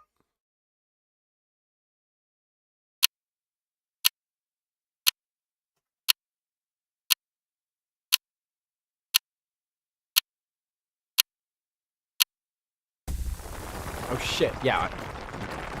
I'm not very clever sometimes. What I'm doing here is I'm saying if the team has already been assigned, don't run this. I'd accidentally done this, which is saying if the team has been assigned, if the team is not assigned, if the team has not been assigned, don't assign it. So it never gets assigned. So yes, funnily enough, that doesn't work. Well, it is interesting to me that the... Oh, no, of course it isn't. Yeah, not for me. I'm just going to stick with the regular stuff until problems arise. Fair enough. The thing is, you've got to stick with what you know until you kind of get to a point where it comes naturally. Like, I found that forcing myself to try and learn things that I wasn't at the level to understand just made things much more difficult for me. Whereas, like, kind of, you've got to always be pushing yourself a little bit effectively. Like, I think it's bad to stick only to what you know you're good at. But at the same time, if you try and set yourself some faraway goal, like, I don't know, when I was like 12, Googling how to make an operating system, it's like, that's never, ever going to happen. And if you try and sink your time into that, it's like, what are you going to do? But at the same time, if you only ever sit where you're comfortable, if I was just making like I don't know, some like mobile games that I was making in the past or whatever. It's like, where would I be now? I think you need to be at a state where you're kind of doing slightly more than you're capable of. YouTube making me stuff. I don't know what I'm making it for. Don't know what you mean by that. I don't know what I'm making it for. I mean, you can just make it for fun, I feel like. Is that I feel like that's enough of a reason to do anything. It's just like, I like this. This is good. That worked. Let's test it in a build, see if it syncs across properly.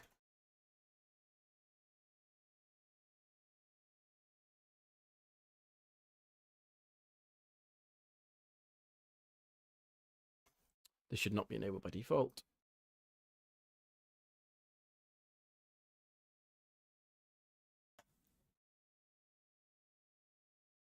I'm going to test this, and we're going to hop on Nubby's Number Factory for a quick Nubby break. Oh, that is some gunk in my water. What the fuck happened there? Yeah. Oh, this is fun. Waiting for the game to build. Good stuff.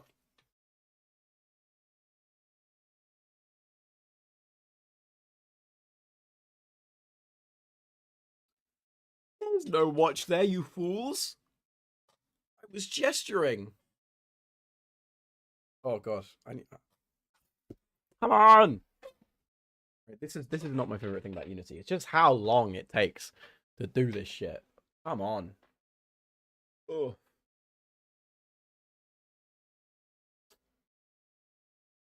I'm texting and videoing. I'm sorry. Would you ever consider switching engines? In the future, for like future projects, yes, definitely. I think my next project I might use Godot. It's tough. When the whole Unity runtime fee fiasco happened, I mean, I know that was quite a while now, but like when that all went down, oh, the game just built as soon as I switched my camera. But yeah, I did heavily consider. I was never going to switch build for that game, partially because I was too deep in development, but also because I don't know if Godot, like, at where it is now, could make a voxel game like that. I say that. I don't know if I'm capable of doing it in Godot. I think you would need to have a much better low-level knowledge to be able to make it work in Godot. Like, build for that game only runs so well because it's using Unity jobs, and even then, I've still got a ways to go in terms of optimization. Godot does not have anything like close to the efficiency level of Unity jobs, as far as I know. I could be wrong on this, but at the time, that was my understanding. So, yes, basically, I would definitely consider it. So like, my next project, I think, is going to be this like a kind of linear FPS game. Like, build fight game to me is I've seen someone make a Minecraft clone. Yeah, I feel like I don't think that it's unachievable. I just think that it would be there'd be more challenges involved in it, I suppose, is what I'm saying. Godot is good, but the scripting is a bit weird and the hierarchy is confusing. Yeah, the node-based system, I used it for about 5 minutes. Like, okay, right, great, that works. What is my ping, man? This is laggy as fuck. Check out this little heart thing that I made. Yeah, I really like conceptually that Lua has its own scripting language. I think that's really neat, to be frank. Who is Frank and why am I him? I think conceptually that's really cool, but it's just like, I know C#. I know Lua has C# support, but if I was going to use it, I would probably get into Lua GD script anyway. Oh, that sounds funny. Look at that. Look at the scope. You can see the scope in the. I'm goated. Anyway, I made a vow. So it's time.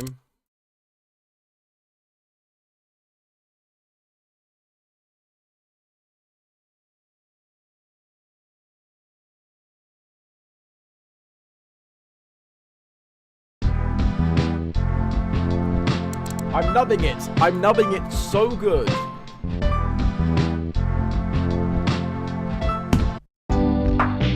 I remember how to play this game? I'm not very good at it.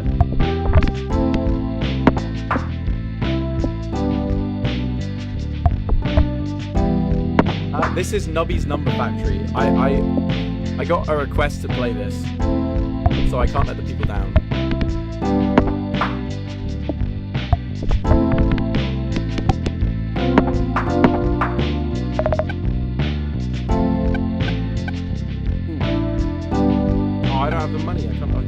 I can't afford 3D glasses. I did message the guy.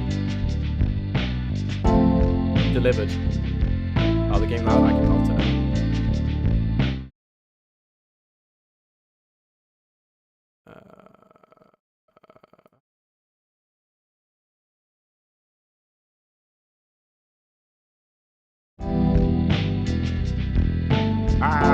can see the OBS. Ignore it, ignore it, ignore it, ignore it.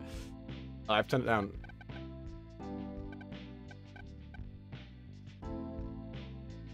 We'll go with that one.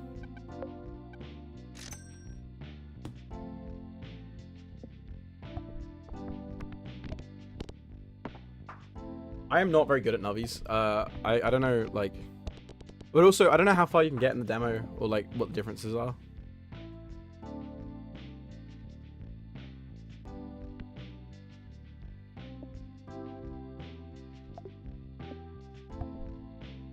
No!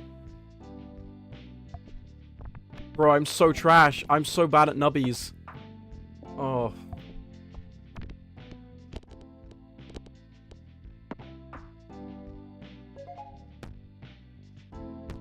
I don't know what I just clicked. I didn't mean to do that. Random item in slot 5, 6, or 7 will sell itself for 10 coins when Nubby is launched. Do I want that? I don't even have any. Okay, fine.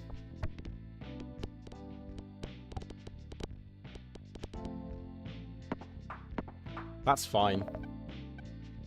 Right, I want a slot so that I can get money. Right, there you go. Profit. 2 poor. Oh, I only have 2. Guys, numbers are hard. All right, leave me alone. Oh my god, it might actually be so over for me.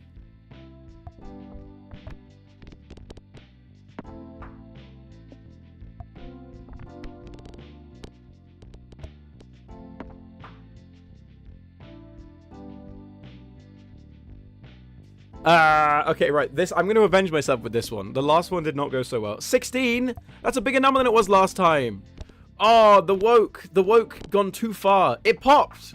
I did it. Poor form. Poor form.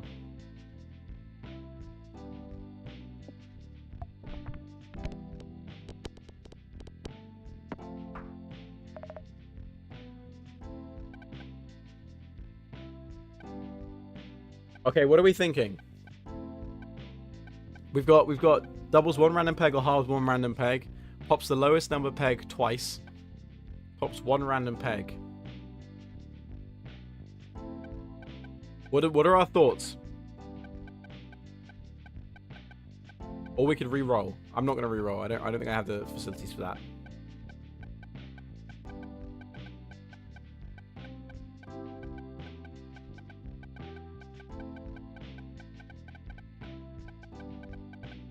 Somebody wake up. Pedro, my boy. All right, we're going with Pedro. The latency is crazy. Oh, you were too late. I go with Pedro, my boy. Okay, that's 2 votes for Pedro. I made the right choice. I'm gonna lose. I'm not paying enough attention.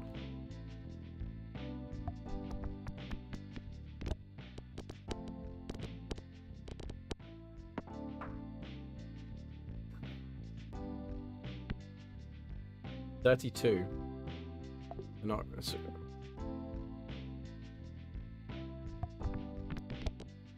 Come on. Are you fucking kidding me? Oh my god, this is not a good moment for me. Oh, I've been put on the spot here. This is really embarrassing. Oh, it's not over. It's not over.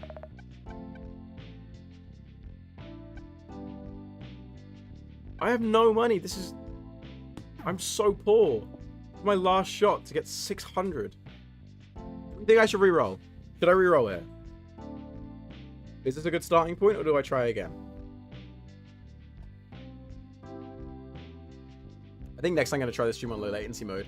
Because, like, I can see the stream right now. I'm like a billion years behind. It's too much.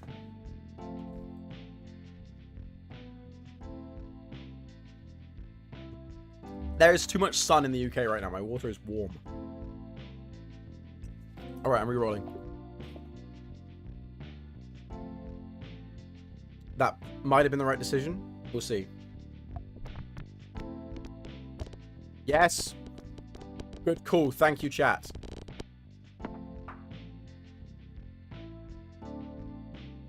This peg will break after it's been popped the first time. Okay, fine. I'm going to re-roll that. Yeah, I want them more exposed. There you go. That was alright.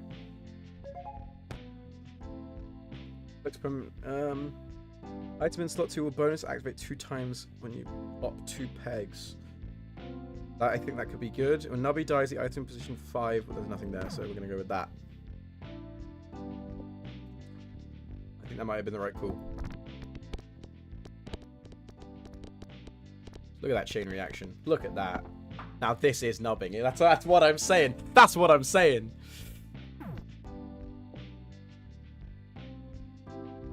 Alright, stakes are high here. I don't want to reroll because I think I've got a decent layout here. I thought about it, but yeah. That was the right decision. Come on! I didn't get the magic special one.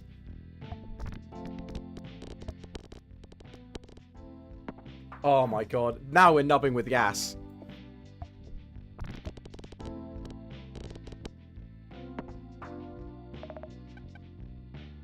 So we've got a meat orb. Okay, right, alright. I'm not there's no question I'm taking the meat orb. Okay? You've got to understand, alright? If there's a meat orb, I can't not have the meat orb. Man's got to have a meat orb. Look at the meat orb.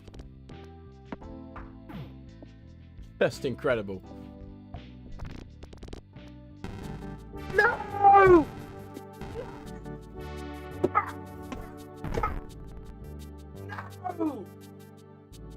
Not me! The sun! Oh, it's over! It's over! The sun exploded! That's such a shit score! For God's sake! 20,000! 20,000! What the f... What am I doing? Oh my god. Dude, I suck at nubbing. I'm unwished. You can't unwish this build fight game. You have build fight game. Shut up. Oh god. Should we? What's next on my list? I can tick another thing off, so that's good. Sync team filter with client.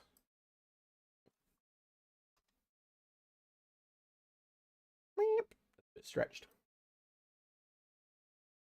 Oh. This streamer shit is stressful, man. It's crazy. I think I'm going to add some more construction stuff and then probably call it a day. Because, like, this is really fun, but I'm not getting much done. I'm having a great time, but like I have not done 2 hours worth of work here. We need more construction builds. This is where I bring out the big guns. So I have a thank you for nubbing it. Cubics 101. That's a fucking throwback. You're so welcome. Yeah. Amazing. Amazing. I'm currently logging into my Milanote where I used to pay for the subscription, but I don't anymore because I have no money. But it does still have my record of all of the construction stuff so that I can figure out what I want to add. And I got a long way. Crazy stream. Thank you very much. Honestly, I don't think it could have gone much better than that.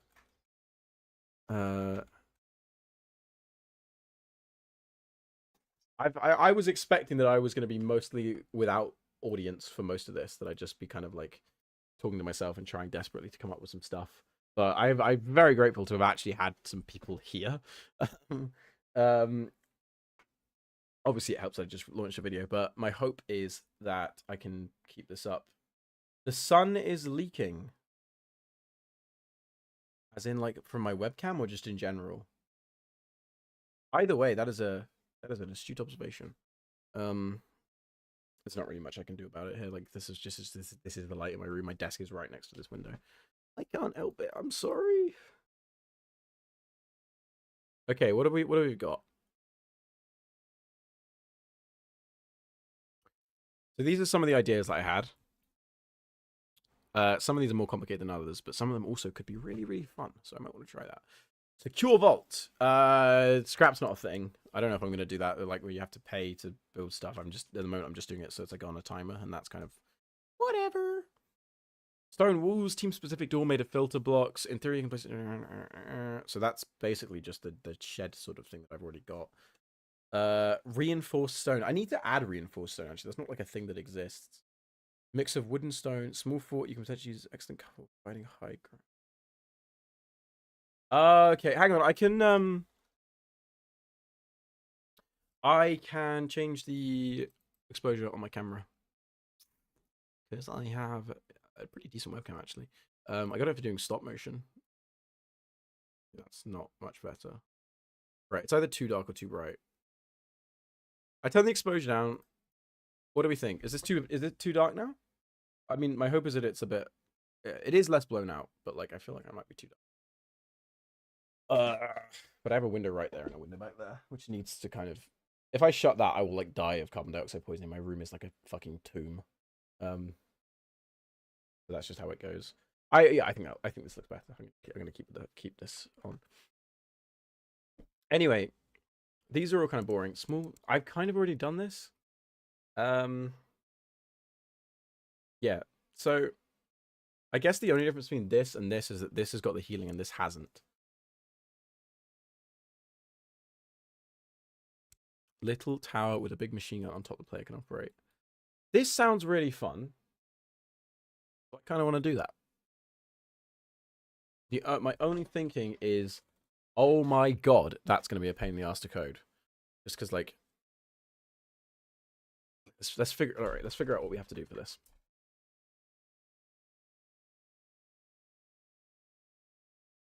So, got a turret.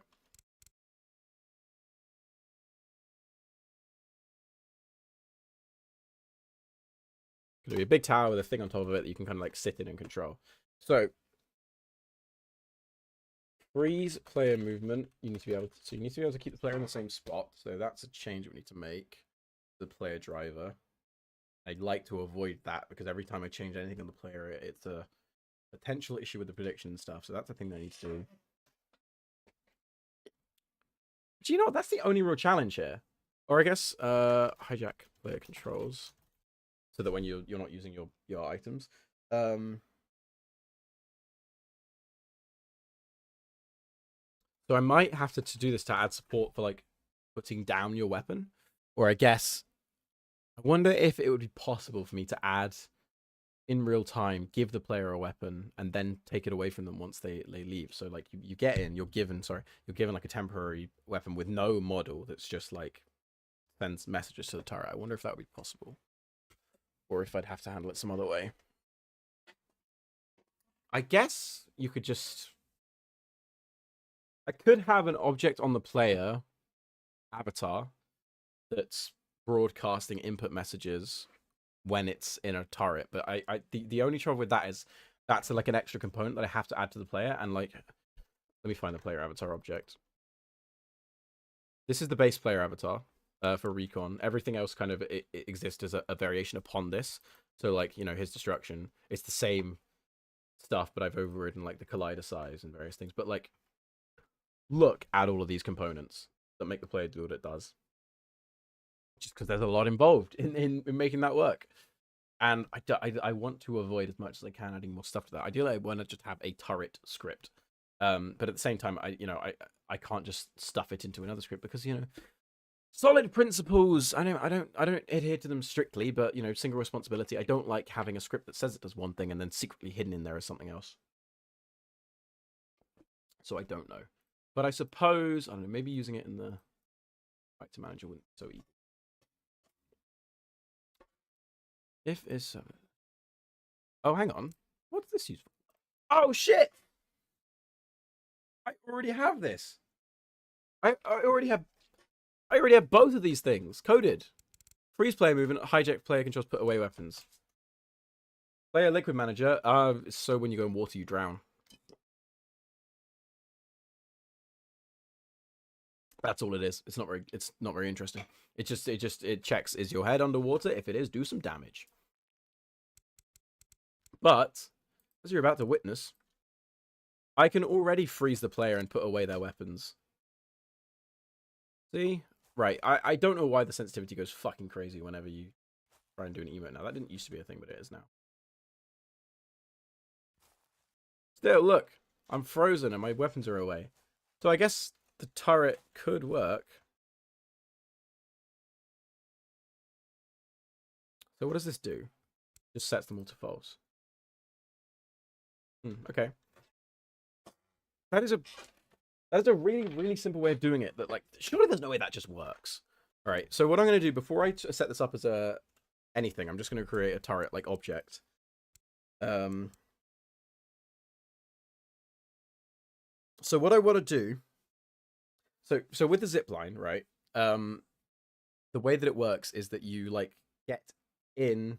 You just stand within a. So the zip line works. I've gone through this in a separate like TikTok. Let me go through it again.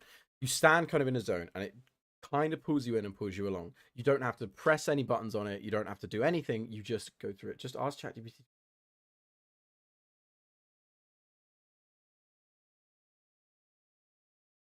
Anyway, you stand near the zip line, and it pulls you along. So what I don't want to do, I like the way that feels. I like that I don't have to think too much about. The players don't have to think too much about it. They're not like there's not an extra button to press. You jump on the zip line and you go along. So I would like the turret to be similar, or it's like you jump, you go in it, and then that's it. If you're in the zone, you're in it, and then you jump again and you're out. So I think I'll need a separate movement state to do that. I can't use the same thing as the emote, because the way the emote works is it just like frozen. You can't do anything. I want the player to be frozen, but they can still jump, which will move them up and therefore outside of the zone, and then just like I guess push them in a certain direction. So right, let's do that first. Actually, what I'm going to do is I'm going to change the text here.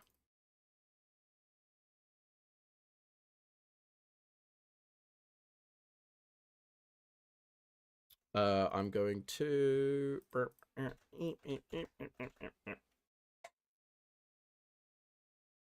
This is where things get complicated. Likely, no, it isn't. Well, it kind of is. This is responsible for driving the player movement. Like this handles all the client-side prediction. It's a bit of a mess, but it works really well. So, where's the motor? So right, we have move state. There's a stun state here that's never used, so I'm just going to rename this to turret.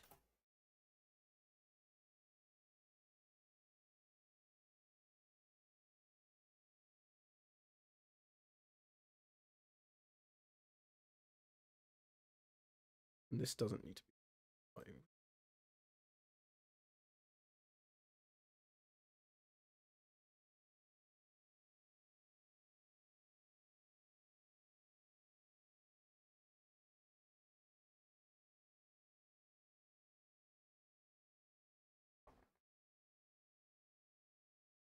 Yeah, so the thing about this is, you were the guy that made the first AI image generator by yourself. Would it be ethical to use AI art if you are that guy because you made the thing that made the art?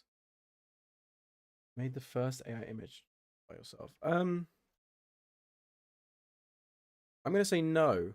Well, it depends. If you train it on like, if you have all your own art and you make an AI image generator model based on your own art, I don't care. So, I mean, why would you lie? But like, fine, that's your thing. I say why. I can see why you might want to do that. But if you're the first AI image generator, but you still crawled everything off Google, I don't think that's all right. Well, I suppose it depends. I think if you do that and then you're just like, oh, cool, that's kind of whatever. But if you do that and you're like, look at my product, guys, look at my product, then it's a bit, you're stealing, man. You're stealing. It's a tough one. I flip flop pretty frequently on how I feel about AI, just because it's like, I don't like that it's stealing from artists, but at the same time, it's gonna happen. Like it is a thing. It is happening. It's here, and it is really useful in some ways. Like ChatGPT is fucking incredible, and I don't like to admit that, because I just like, I always feel like I feel a rotten pit in my stomach every time I use it, like I'm doing something wrong. But it's good. It's really good. It doesn't code very well. I don't use it for coding much, because like for like this sort of stuff that I'm doing, there's too much involved in like referencing other stuff of my own stuff, where it's really hard for it to comprehend, and it just sort of like hallucinates shit, and it doesn't. But certain things, it is frightening.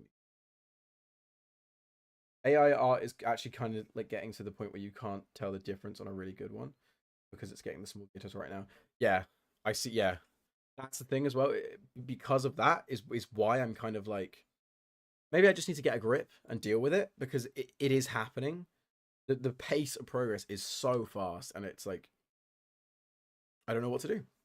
I genuinely don't even know how I feel about it. Like day to day, I will change my view on this. I'll go from thinking like AI art is the worst thing to like, yeah, just kind of whatever. It is a tough one. Then again, to be honest, it is getting good in believability and consistency and not hallucinating. Yeah, exactly. I agree totally. Like when I first started using GPT, I was like, I will not have a use for this as it stands, because it's like, it could not help me. But I say it's not helpful for coding for build game. It's not really. But there are some instances where it has been, like very very narrow. Like if you've got something that's quite self-contained, it's very good. Like even for code, it's very good. So I had an implementation of a paper. Get it up actually. Used for raycasting voxels.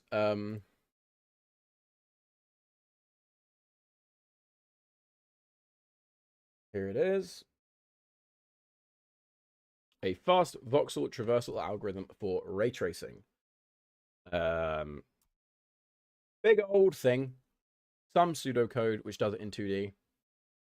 And I had to take this and create a C# version of it, so that I could do performant raycasts in build fight game. Great. I did this, and it almost worked. It helps you brainstorm. It doesn't come up with good stuff, but it helps you reflect. In my case, yeah, brainstorming is where it is absolutely best. Like my video, my most recent video, when I first launched it, it went nowhere. In the first 48 hours, it kind of did nothing, and I was panicking because I thought like I'd fucking tanked it, because that video took me like 5 months to make, and I was really, really hoping it would do well. And it went nowhere. You know, my previous two by that point had like double the views, and I was like, shit. But I asked ChatGPT. I was like, my YouTube video is, and I don't even know why I did it, because I'm not like a regular user of GPT. This is the first time I used it in like 6 months. But I was like, why is my video not doing very well? Here's the title, here's the description, here's the thumbnail. It can fucking look at thumbnails now and tell me what's up with it. That's insane. And it gave me a bunch of feedback. I changed the title and the description. I shifted this is like my hunch, not ChatGPT's, but I thought maybe having a grave in the thumbnail might have like affected things. So I changed the title, description, and thumbnail. I don't know if that's what made the difference, but I do know the video's doing all right now. Like it's picked up. So I don't know. It is really, really good at a lot of things. And like back to this example of this paper, I made an algorithm. I wrote an implementation of the algorithm. I thought it worked in my testing, but then when I started playing the game, it like went wrong. I pumped that into ChatGPT, my little bit of code. Pretty much immediately, I was like, oh yeah, no, you need to swap the case here for when it's negative. Okay, my God, like it just, because it has access to so much. Like I'm not the only one that's written an implementation of this in C#. No doubt it's been done before, but I can't find that just from trawling Google. I tried to like, but I had to do my own implementation. And the thing is, it's like, is that really that different to if I Googled it and found someone else's implementation and used that? Am I a worse programmer because I had the robot do it for me? I don't know. I honestly don't know.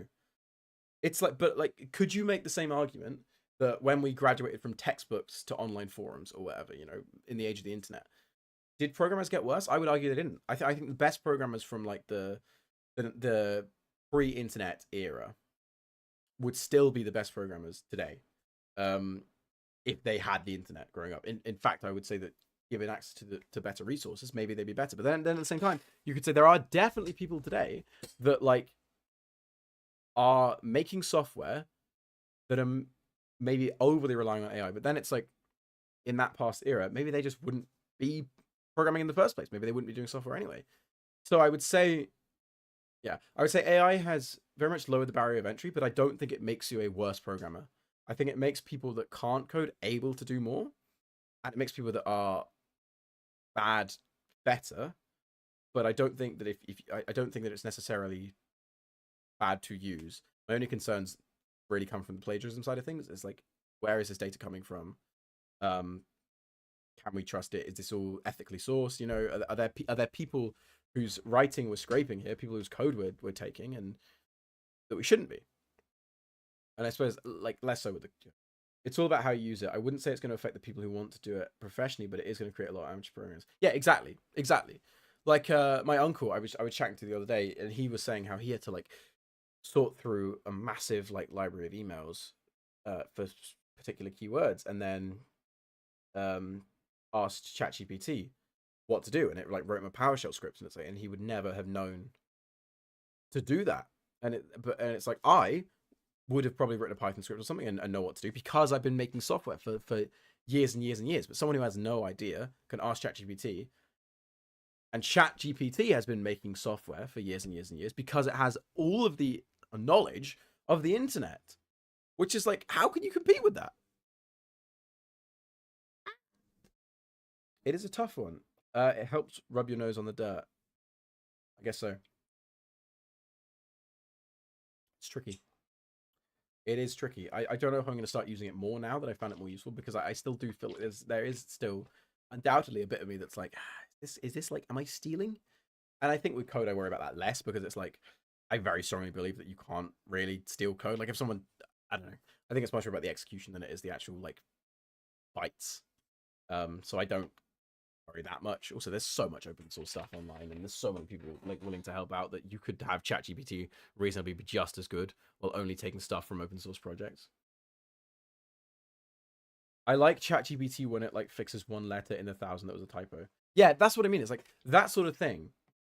There's no downside to that. Like, I don't think there's an ethical argument that having you ethical. I don't think there's an argument that having a programmer trawl through thousands of characters to find the one that's off. I mean, I know like that's no simplification of how things actually go, but I don't think that like that sort of menial bug. Is there anything wrong with having an AI to do that sort of thing? But then it's people that use it all the time for everything, and it's like, oh, I couldn't function without ChatGPT. It's like, really, come on. It's a disservice to the human race. Should I do some programming? Let's do some programming.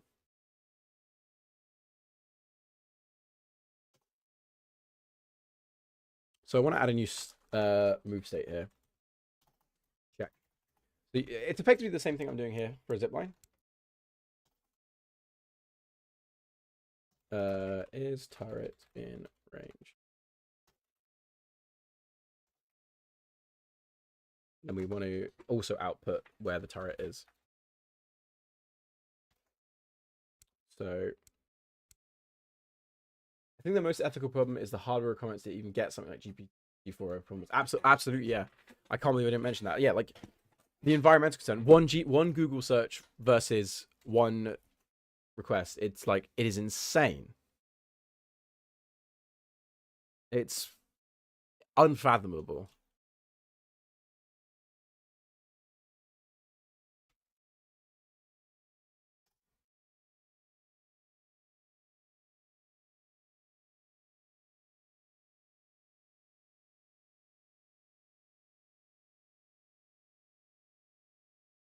Yeah, I can pretty much copy all of this.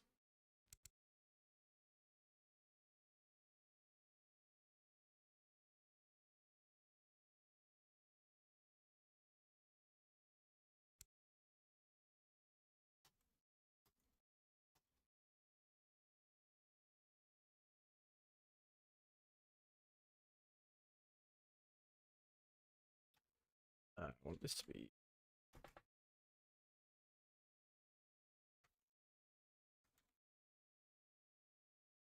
So basically, finding the nearest sort of 10 colliders within a radius, checking if we have anything with the tag turret, which I'm going to create in a second, and then if it does, we can say, yep, we're on a turret. This is where the turret is. Put me in, coach. Put me there, where the turret is.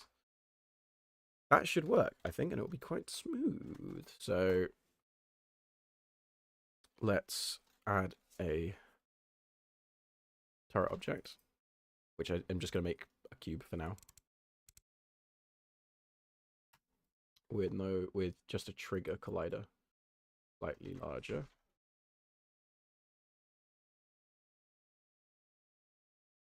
And call that turret.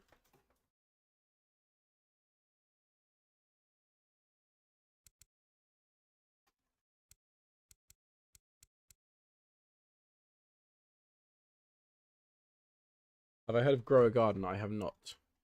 Must enlighten me.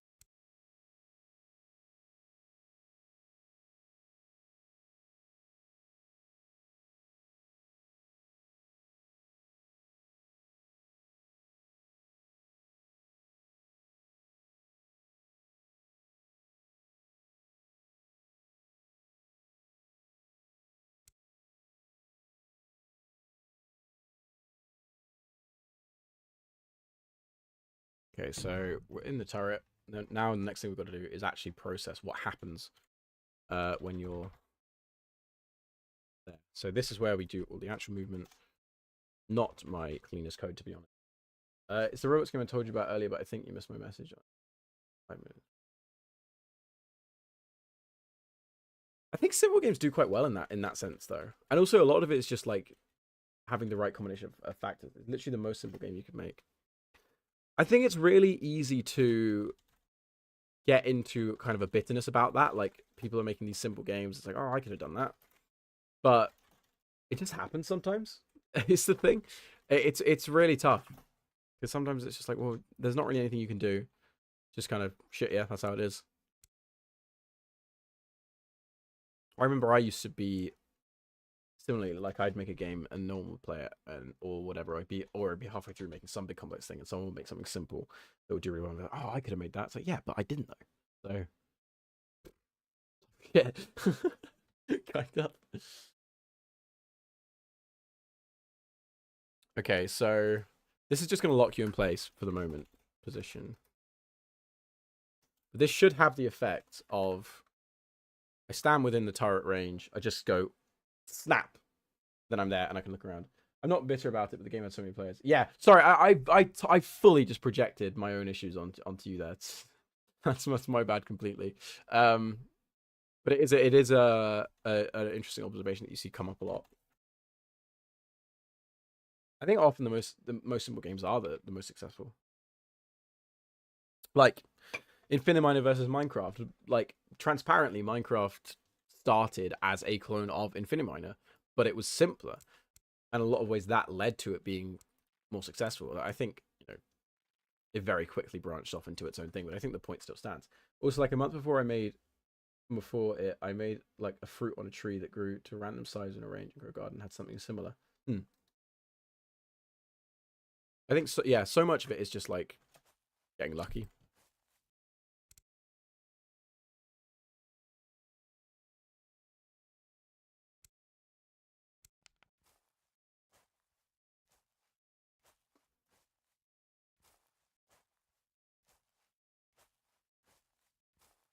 For the turret. Oh shit! Put it on the layer instead of the bloody instead of the tag. Doesn't need a different tag. So yeah, I really do not use Unity tags much. I think this is one of the few instances where I will. Even though in this case I could probably use a zipline component. Within a few weeks of the game being out, Discord already capped at 500,000 people. Jesus.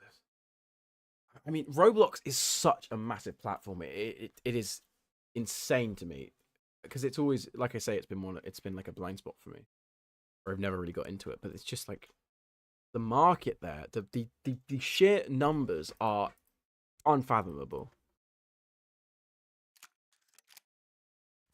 There is different weather events that can modify your fruit to make them a lot more expensive.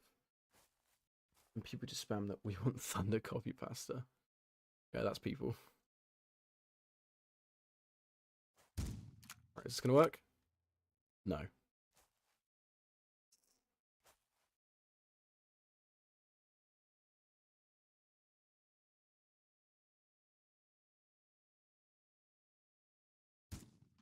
I suppose, yeah, being a popular dev in the first place does make a lot of difference.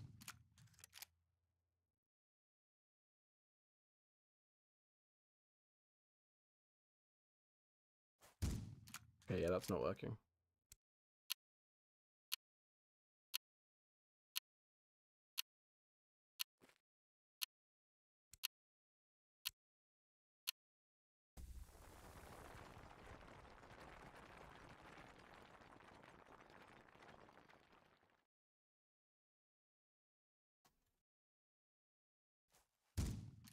It's because of that. I reckon it's going to be a layer mask issue. Yep.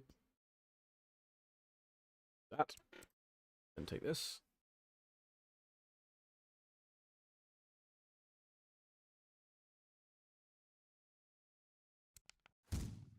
Oh, whoa. That almost worked. What happened there?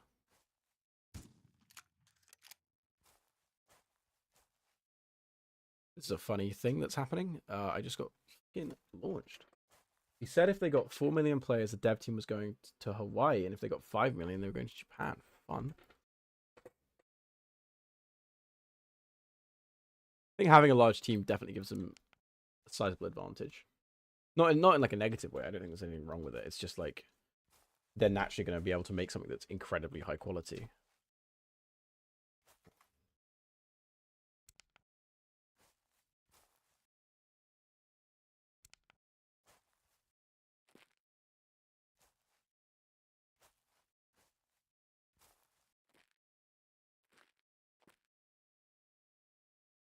Interesting. I don't think it's... Is it? I can't tell if it's working or not. I don't know what's... It really seems like it's kind of going crazy. Anyway, I need to hit. Be back in a second.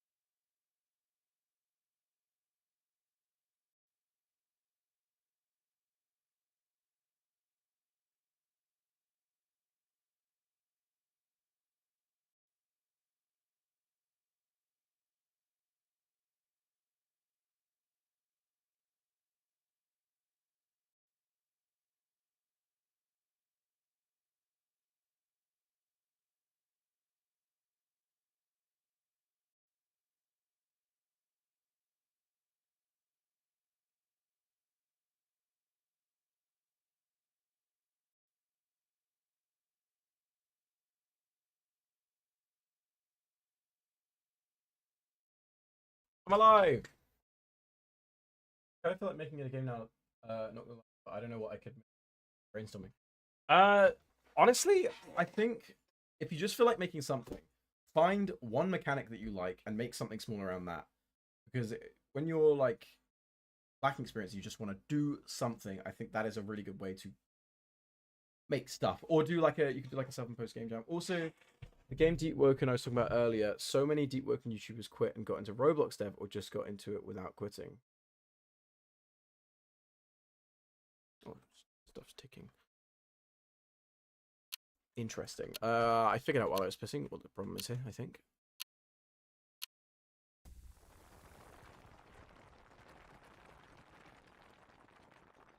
I've learned so much about Roblox development today. I'm very grateful for that.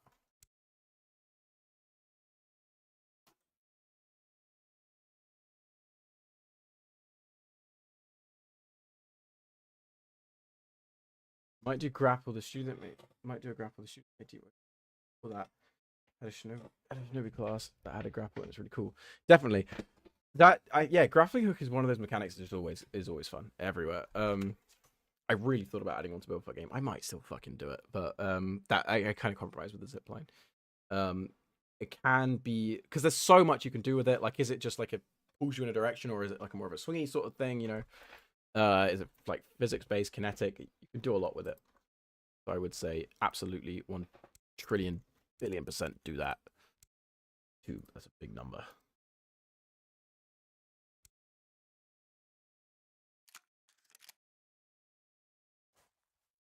Should we see if this works now? If it doesn't, I will be really sad. I'll be so sad. It works! I need to figure out that, the sway. Because I don't want it to be swaying. I mean, I guess it doesn't matter, because, like, yeah, but... So, I need to do, instead of that... See, Yeah, I think I will have it take over your movement completely. And then if you jump out, you go back to your sort of normal movement. Because I think that's the only real way that I can have it make sense. So I need to have a turret move towards rate so that you're not snapping. You kind of like you can grapple and climb cliffs, or you can grapple someone so you both go in the air and then use a move called owl slash, which damages it if you're mid grapple. See, that's the sort of thing that I love, where you like combining it together and like that, like, oh, what if I grapple this person and then oh shit, that happens. I really love stuff like that.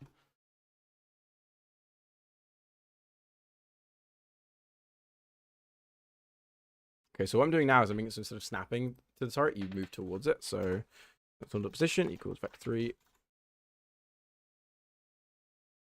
towards.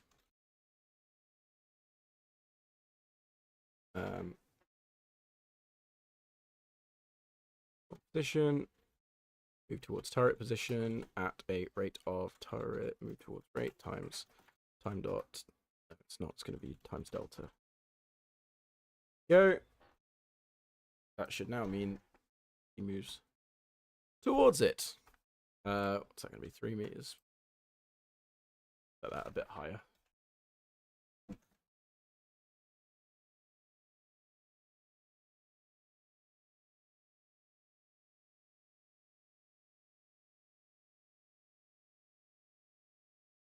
Although both games are permadeath and both games have pretty toxic communities, also rogue lineage combat, I don't do much because macros and one combos.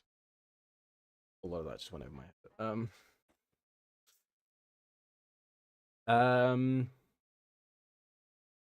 I think everything has a toxic community, but also nothing. I do think about this a lot in like, because I play TF2 and TF2's fan base can be awful at times, but I think it's tough just because like the internet tends to amplify the worst of every community because that's kind of where the clicks are. So even if it's not so bad, it appears to be.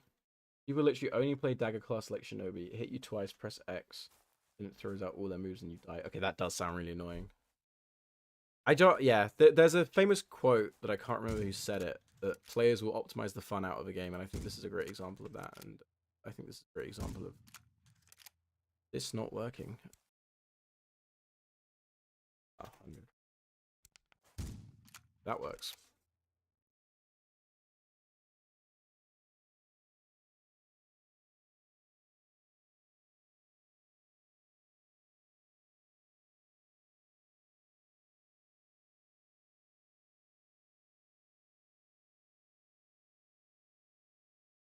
Right, so now making it so if you jump, it will like prevent you from being attached to a turret for the next couple seconds, so that you don't let me get back into it.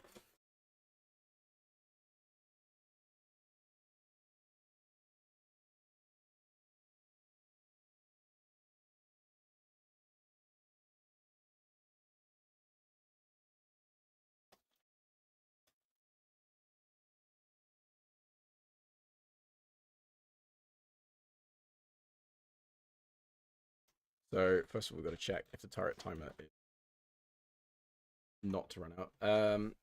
But Deep Woken has parry-based combat and a stats plus talent system, which is really, really fun. You can literally have infinite builds. Like you get mantras, abilities that are based off of your stats and talents, usually passive abilities that are also based off of stats. That does sound really interesting. I might look into these games. What am I saying? I was having a thought. Is the sunlight in your face not bothering you? It is not. Maybe it should. The trouble is, do you see the issue here? And like, there is not space on my desk to have a light. Like I have my computer here and my laptop there. Is the sunlight on my desk bothering everyone else? On my face? I know that there's kind of a bloom, but is it like terrible? I'll look in for the next stream, see if I can fix up a lamp somewhere. Just to get some light on my face that's not from the sun. That'll probably be more distracting, but like, it's worth it. I can turn on the exposure again, but I already did, and I still cozy our room. It is giant wall in between. Is there going to be like a building period before match? Yes, there is. The preparation time. That's exactly what that wall is for. You get like a allotted amount of time to prepare defenses and stuff. So that is what that's for, because there's a whole construction class. For me, the sunlight would hit my face on my own setup, and sometimes also give me a glare on my monitor, but overall fine. Yeah, there is a slight glare on my monitor, but like, it's not terrible. I think I've just gotten used to it. I used to have my computer over there, but like I had no space in my room. My room is quite small, but I wanted to fit a double bed in, so we had to kind of rearrange everything. And I'm in like a little cubby. Like I've got my door is kind of directly to my right in a weird sort of way. Like it juts out. This does. I don't need to go into an extended rant about my bedroom. Don't worry about it.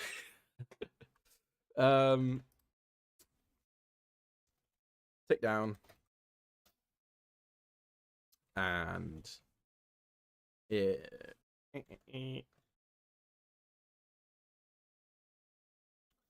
let's see it. CC don't move. Yes, so it does still apply velocity. So if you jump, Deep Woken has so many parts to each build you make, like your resonance modes, enrichment, weapon, attunement, stats, mantras, armor. Sounds really deep. Very, very interesting. I'm gonna look at this after I finish stream. I think that does sound interesting. Little input. Go to current velocity equals 3 dot up times avatar profile. Yeah, movement profile dot jump acceleration. It's Deep Woken. Like the name of the video game. Oh my god, that is mamma mia. That's a good stuff. Ah, I'm being racist. Plus equals random dot inside unit circle inside. Hello? Why is this not working?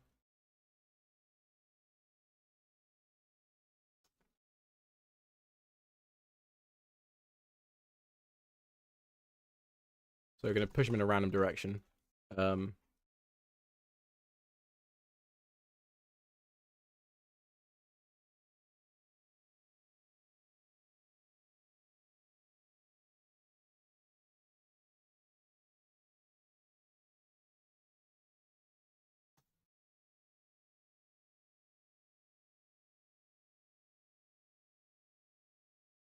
acceleration or impulse force of 10 meters per second.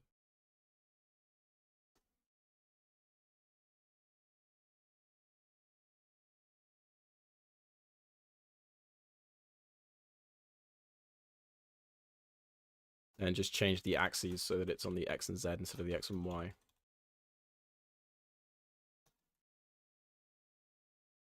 I once made a build in like January or December that literally did like 80% of your HP in one true combo. Is that must be tough to balance surely with all those like differences? How do they handle that in the game? So like having so many builds.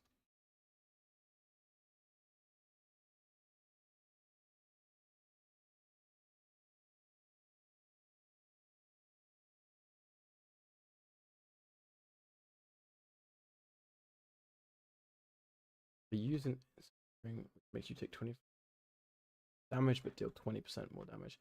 Oh, okay. Right. Yeah, that makes yeah, I mean that's a really simple way of doing it. It's literally just you do more damage, you take more damage, but I really like that. That makes sense.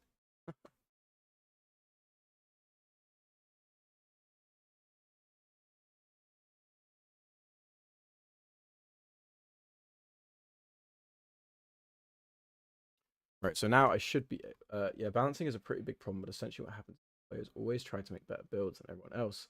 We use the meta build, so like it's OP versus OP. Yeah, I love that so much. That is exactly how I think design kind of needs to be done. In a lot of ways. Just because trying to nerf stuff is always going to feel like a bit shit. So it's better to make everything else more powerful to compensate. Obviously, there's a limit to that because that's kind of how you end up with like everything does a billion damage or whatever. But yeah, balancing is a okay. Yeah, I already read that message.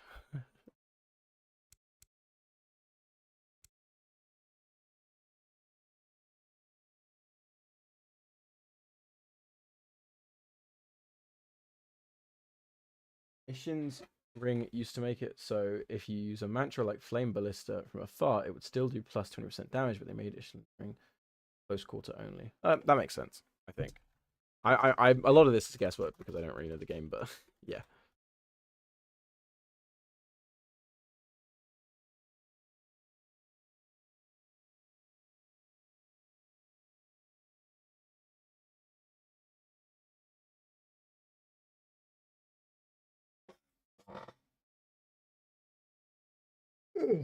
Right, if this works, I'm going to call it.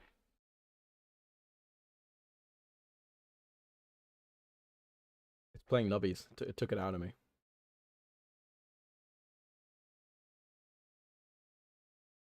You know what? I might just like fucking play TF2 for a bit after I finish this. Oh my god, CM, what? Also, I have 2,800 plus hours in the game and it's parry based. Now it's parry everything pretty much, so I can like play builds that are funner, worse than others because my parries can just carry. That is, I love that when you get good at a game and you can kind of do stuff that works. Chicken butts! No! No!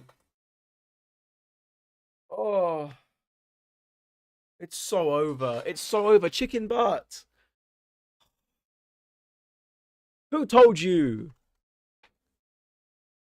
Oh no. Wow, the sun really is in my face. Hang on. I don't feel this at all. I'm looking at the fucking view. I am white. I mean, obviously, but like I'm gonna turn the exposure down again. I think it's just the sun, like as time has passed, the sun has gotten a bit lower. That's how it works, guys. It's the afternoon. It's Jova. We are by done.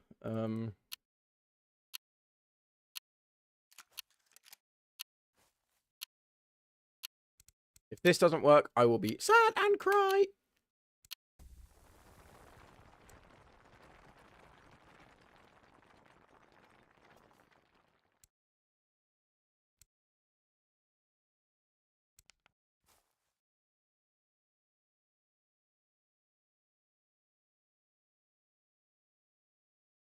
Where did it go?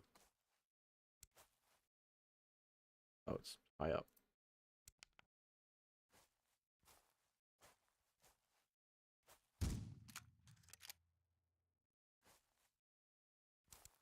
think I still need to do something about the gravity issue. Actually, that'd be really easy to do. I just need to handle turret. Make sure that the velocity is 0.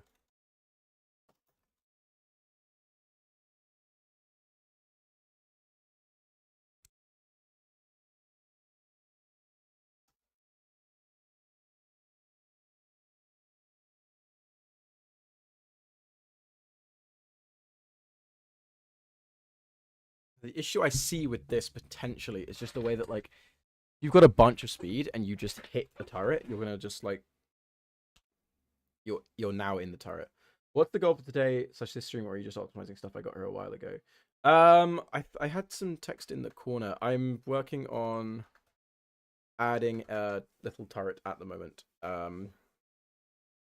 So right now my current I think after I finish this I'm probably gonna head off because it's been a few hours now. I am messing kind of not well. Let me contextualize here. So there's the construction class within the game, builds stuff. At the moment, he's only got 3 things that he can build. So I'm trying to add more. And one of those things in my big document of things is like a turret that you can jump on and control, because I think that's really fun. So, he can look here. He's building a tower. I need to work on the timing for this because I think it takes way too long. But there you go. He's built this little thing. He goes up, like, type and stuff. Are you going to make stream clips videos or shorts? Probably shorts, unless I can find like enough clips over time to make it work. And construction can also build zip lines.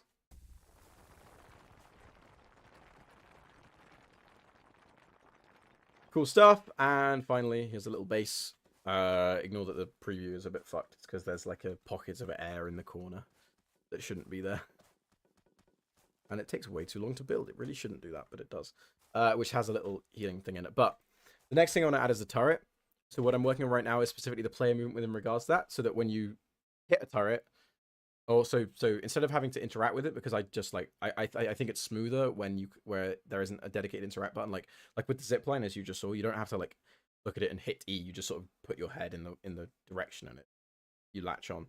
So I want the turret to handle similarly. So I've just at the moment got like an arbitrary cube object which represents what will eventually become a turret, and I'm trying to make sure that you stand on it, you get pulled in, and you can not move, but you can look around, and then it's gonna. Have you played the finals? It's got 3 different classes. All buildings can be completely destroyed. And of course, there are turrets, zip lines, and even jump. And if you haven't heard of it, I recommend checking it out. I know of the finals. I haven't looked into it enough. It does, based on that, it sounds like my sort of thing.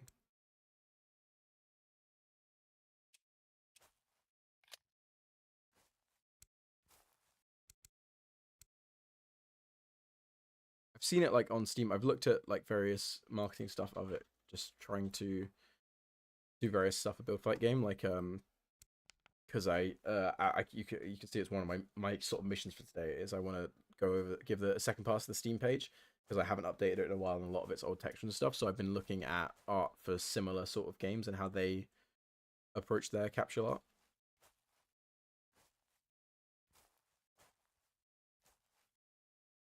People don't really like the deep working devs. Not really. I honestly, I think any popular game, people hate the devs because they're like, you're not doing enough. Whatever. It's like, yeah, sure. I think I don't know. It's tough. That's on the wrong. That's fine. That is the wrong direction. That's very strange. Why is it doing that?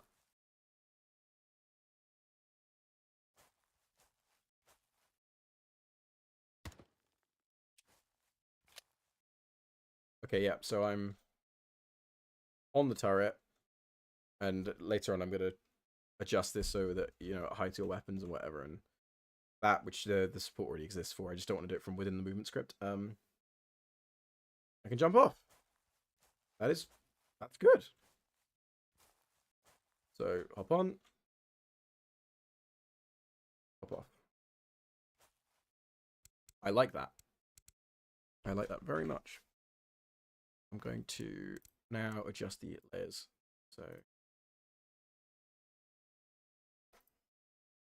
call this interact entity instead of zipline, because I originally made it for the zipline, but now I'm using it for other stuff, like the turret.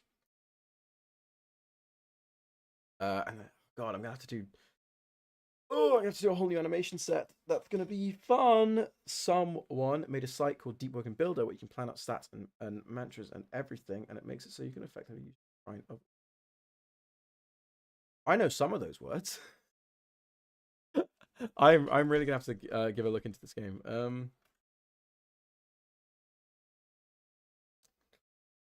I reckon might be it. Kind of what it makes it so if you have like 80 points in agility, 18 in strength, and 1 in fortitude, 1 in willpower, make it so once you use your stats, it'll be split. So like 55 agility. Oh, okay. That makes sense. Yeah, cool. And the rest is split between the stats you've invested. Yeah, okay.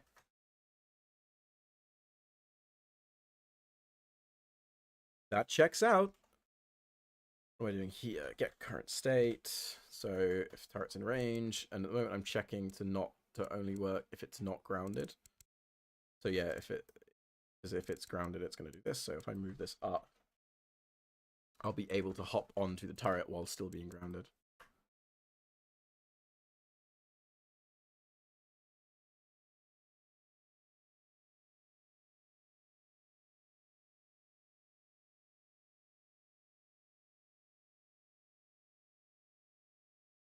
Controller / Steam Deck support when?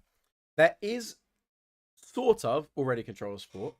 I want to do more with it, but all of the in-game actions map to controls. I don't have support for I don't have support for the UI yet. The main thing I need to get done. And I want to add like gyro aim, because like using control sticks to aim kind of sucks. I want people to have the option if they want to, but I think gyro aim is the way to go. I just need to figure it out. But yeah, I haven't tested it in a while, but it does exist. I can't plug my controller in right now, and my computer doesn't have Bluetooth, so I would otherwise get it up, but I don't have a USB-C cable on hand to plug in my DualSense. But yeah, Steam Deck support is very much planned because I think this would be a nice game to play with deck.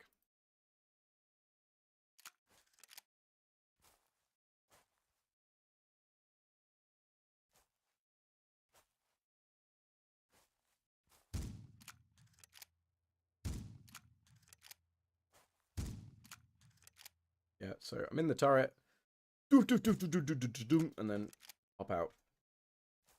That totally works. That's smooth as anything. Where did I put the thing? Not gonna lie, I don't know how to feel about track some of new players don't know what it does and how to use it, so it's trying better than more talent. Makes new players we can already are. Much of this is going over my head.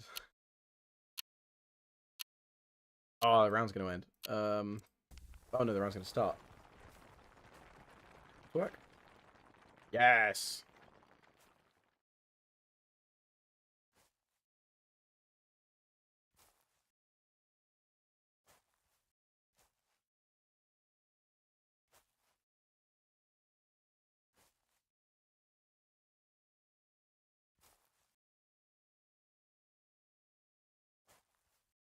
Hmm.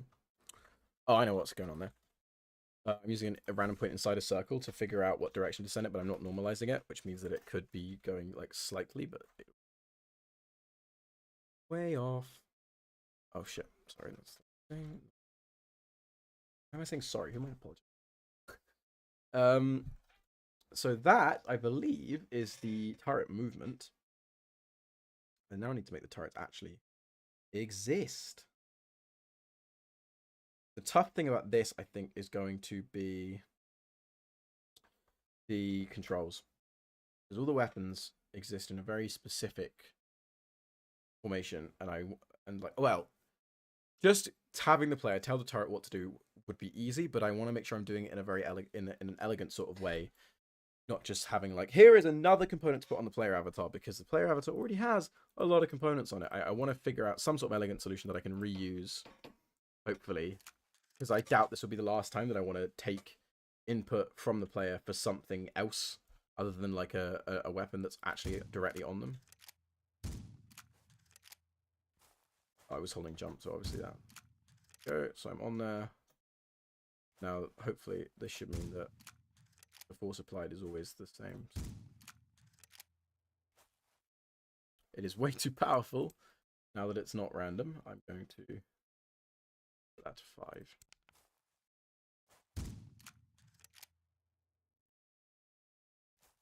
I like that. I like that very much.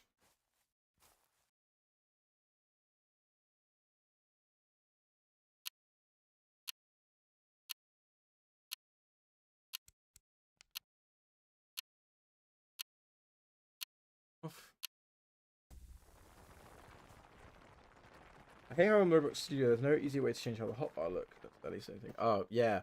I don't know how I could do that. I editor customization. I don't even use it that much in Unity, but like just having the option that I can change the editor to look how I want, I find very valuable.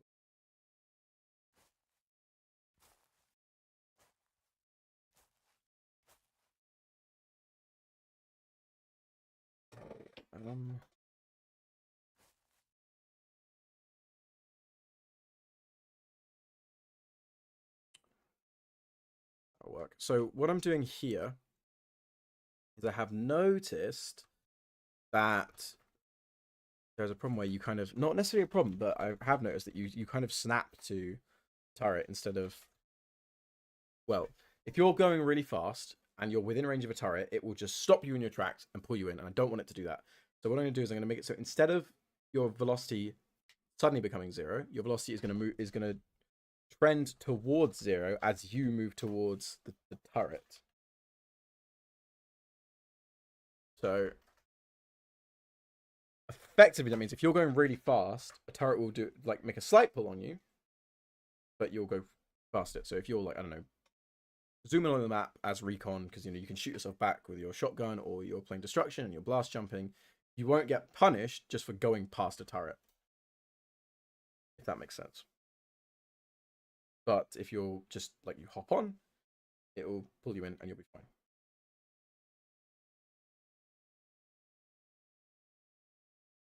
I think it should probably be more of alert than it. But I'm going to see if this works actually. If I don't want to be onto it if I'm not very intentionally jump on.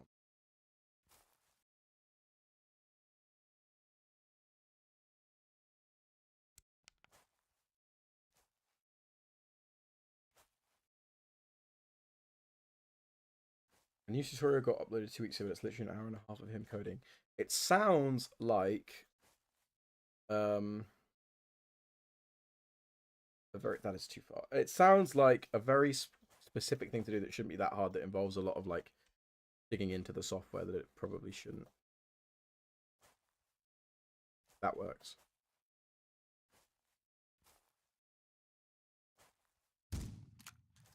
Yeah, I'm not getting.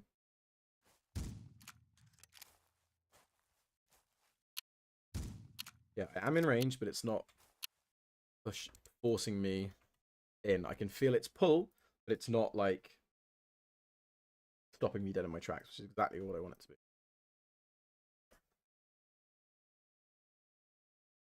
So that's the turret movement. Oh god, I just need to make me actual turret. Oh my god. It will probably be fine. That marks 3 hours. I think that's a pretty decent stream. I want to eat some food. Yeah, that's going to be the last thing I learn. Hopefully by the time I get to that stage, Roblox will made it easy to do it.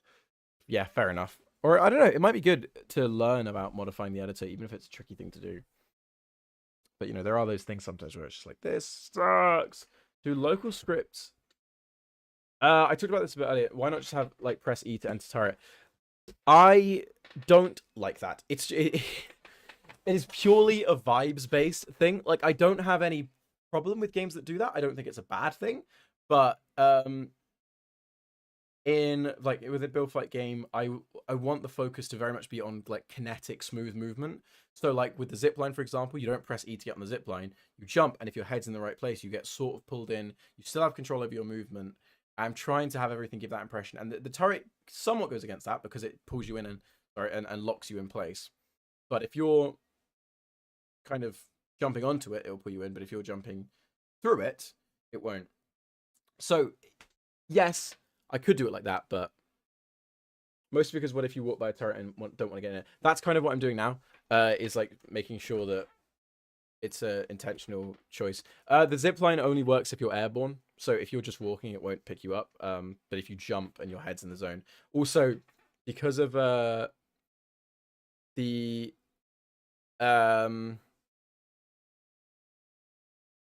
because of the way the zipline works, it's all velocity based. Hang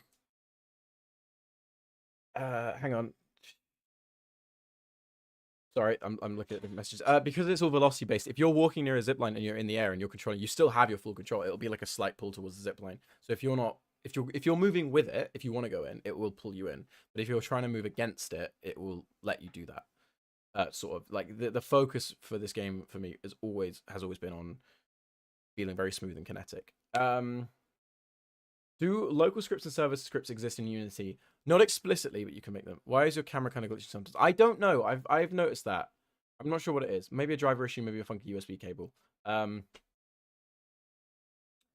So with Unity is not inherently multiplayer like Roblox is. Like everything is just on the network in Roblox as far as I know. Like you can make single player stuff, but it's networked kind of by default. Unity's not like that, but if I get my code up, you can see. I'll give you an example of something that's kind of like a server script. Actually, what I was just working on earlier, it's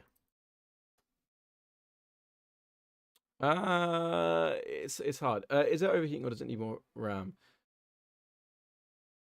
I have plenty of RAM. I checked Task Manager. I got loads. I don't know what it is. I'll have a look after stream because unless it's like terribly distracting. What am I getting up here? Team. Yeah, Hurt Zone. No, this is what I want. I want Team Filter. So it's not like a specific explicit local script or server script, but I can check here if I'm not the server return. So this effectively has the same logic as running just on the client. Yeah. So you can kind of do that, but the thing is Unity doesn't have any networking support out the box. You need to use a third-party library or do it all yourself if you like, but like, why would you do that? Why would you do that to yourself? I like how Roblox sorts out all the servers for you and stuff, but making a game work with multiple people, so people can promote events with multiple clients. PMO. Yes, I've thought a lot about that with Bullfight Game. I kind of went into that a little bit earlier with remote procedure calls and everything. I'm not sure exactly how Roblox handles it, but I imagine it will be similar, where it's all like RPC based and everything. Which again is like that kind of isn't a Roblox specific thing. It's just like you always have to be wary of what your clients are doing. You can never trust that the data being sent to the server is going to be clean, or that you can trust it in any sense. All right, I'm going to walk past this and see what happens. Yeah, it does kind of pull you in a bit. But the radius is quite, like, if I shrink the radius down, you'd have to be within that 1 meter zone, so it's like quite difficult to. I don't know what it is about. Like, there is not anything explicitly wrong with just having it that you need a button press. They just released a new anti-cheat which they use in their $1 million reward event. I think it aims to make it so it detects if you're using modified client or something. I think most anti-cheats work like that. The only thing with that is like they're always gonna be able to find a way around that. Like even like the Valorant massive invasive anti-cheat, it doesn't do enough. It does work realistically. Valorant's anti-cheat is very good, but you can get through it. We're just gonna add it like a kick everyone remote event and make anyone that executes it get banned. I guess that works. But that's on you. Or not you specifically, but that's on the developer to make sure that like anything that's called by a client you cannot trust. So don't make a client a thing the client can call that kicks everyone, right? I think this way is a lot better, makes things interesting and cause some interest. Yeah, I think just like to me, I think it feels a lot smoother and more, and to me that Yippee! Who subscribed? Thank you. I am not gonna. There is no way I'm attempting to pronounce that. Thanks to that person that subscribed. Thanks to you. Yeah, I prefer things feeling quite smooth, like that. You know, sort of latching onto it, especially when the turret's like more in place. I think feels kind of more natural to me. Do you think it would be possible to have a script that constantly changes the name of my remote events every second so people don't know what they do? Would that cause problems in calling them? That would cause problems calling them. What you've got to think, and this is true for robots, this is true for anything, is that if the players that you trust can call it, so can the cheaters, effectively. And if the cheaters can call it, so can the players you trust. It is not feasible to somehow design a procedure that the bad actors can't call, but that the good players can. So that you've got your anti-cheat, which is devised around, detecting modified software. The best thing to do is, instead of relying on that, is to make it so that they're just handle as much as you can on the server, because the server is you, effectively.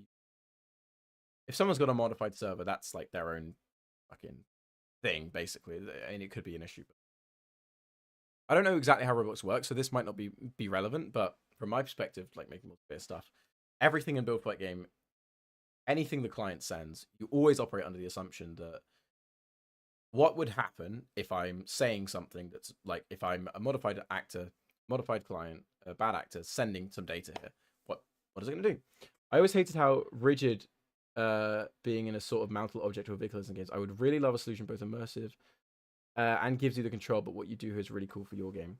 Yeah, so this is you get it. What you're saying right there, you get it. That's exactly what I'm trying to go for. It is like, I don't want anything here feeling rigid. So even if you're in a turret and you are locked in place, as much as possible, I'm trying to keep things smooth. So you don't get in the zone, you're in. You get in the zone, you feel there's a slight pull, but if you don't want to go in there, you don't go in there. If you hop on, you kind of naturally land in place. That sort of thing. That's exactly what I want. And like, if it was a press E to interact thing, you'd press E and then you kind of go shoop. Whereas where it is now, it is sort of, shooping you in. That's a technical term.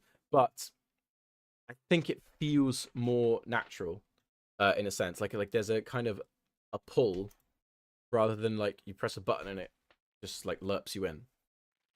But it is just a preference thing. Like, I don't think there is anything wrong with it, like being that ever having to press a button, and I think you could likely make it both ways. What if I made a big game and then made an anonymous video showing how to like ban someone with a modified client, and after like 2 days of working it, I like log everyone next. But this is what I mean though, is that like you could just don't make it so that clients can ban people. I don't know. I might be misunderstanding how Roblox works, but what you're saying there is, yeah, that would work, I guess, but don't ever add a client procedure call that could ban anyone. Like the ban should be handled by the server. You should never have the client say, "I'm going to ban someone," and then the server says, "Okay, yeah, sure, I'll check that out." The server should be the one every time detecting what's bannable and then acting on that every time. What if I didn't know how to make it so clients can't ban people?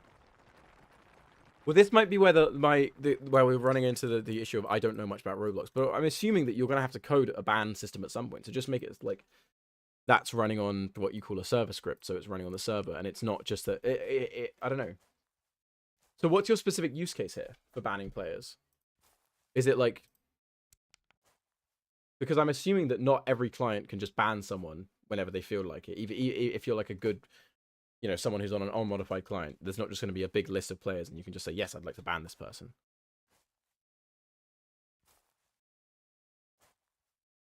I like that. Yeah, I think I've done the right thing here.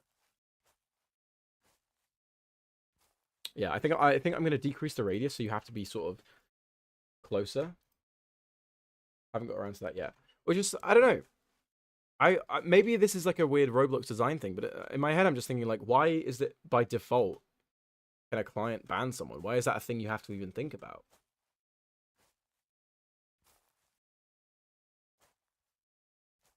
I'm trying really hard here to like accidentally get sucked into this, and it's quite a challenge. Unless I'm like right on it.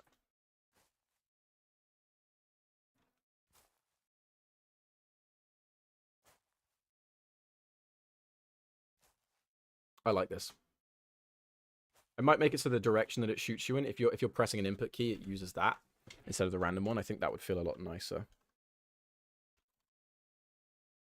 I hope the game will be successful. I really love games with destructive environments. I mostly like more physics-based ones, but yeah, I used to play Brick Force a lot as a kid. Yeah, I do like the physics sort of things. I don't know. Ace of Spades, if I remember, had I never played it, but had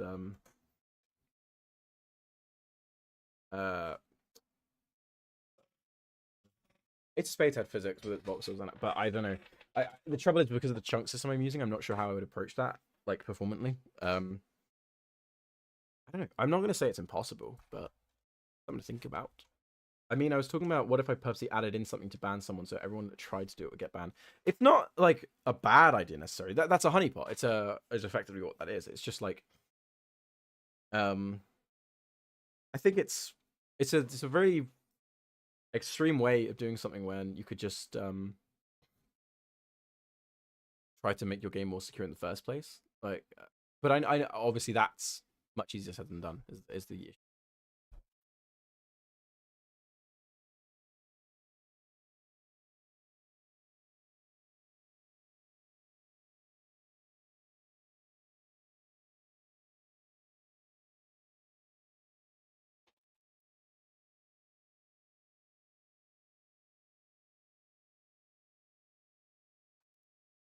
It's a lot harder to code physics and make it more clear. That is true.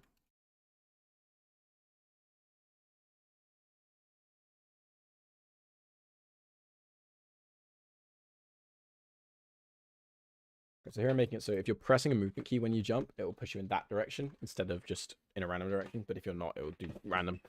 So I think that will feel smoother.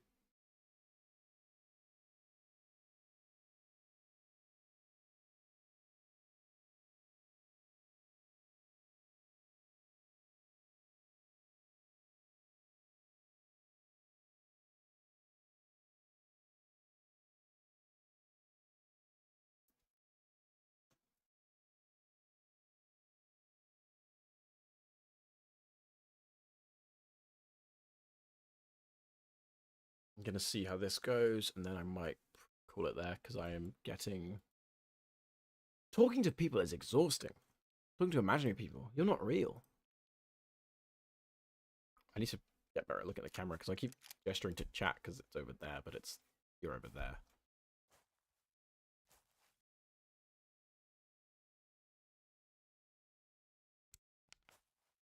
Okay. So, there's my turret. I get it. Okay. On it.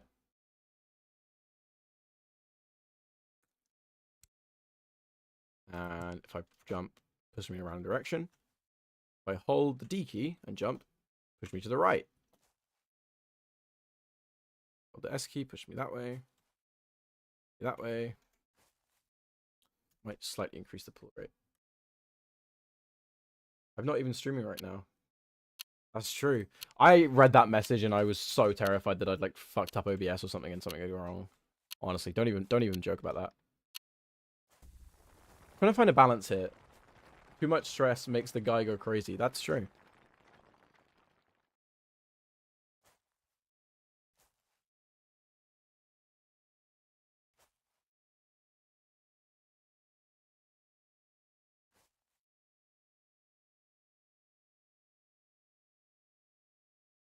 I think this works.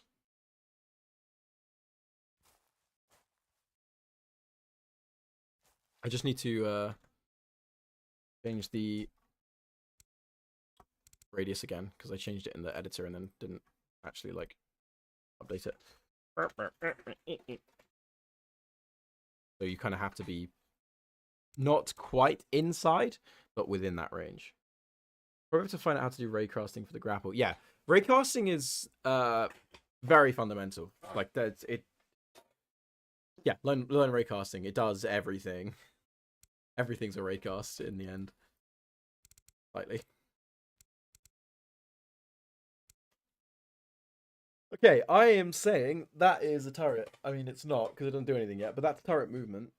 Turret behaviors will be the next stream, which fucking tomorrow, I guess. Probably not the same time because everyone's. I think it's the middle of the day on a Monday and unemployed people. I'll be back, etc., etc. Gonna try and hopefully find some clips from this I can post on Shorts or TikToks or whatever the kids are on these days. Wishlist build play game on Steam if you haven't already, obviously. Roblox Studio is really weird because of all the stuff you got to know, like tools and stuff. That's true with like everything though. I think that it comes with the territory. I am going to push the changes to the version control, turret controller. Then I'm going to pull it here, I think. I had a fun old time. Feels like it was made with low barrier entry and high sim. That makes sense. Bye. Okay.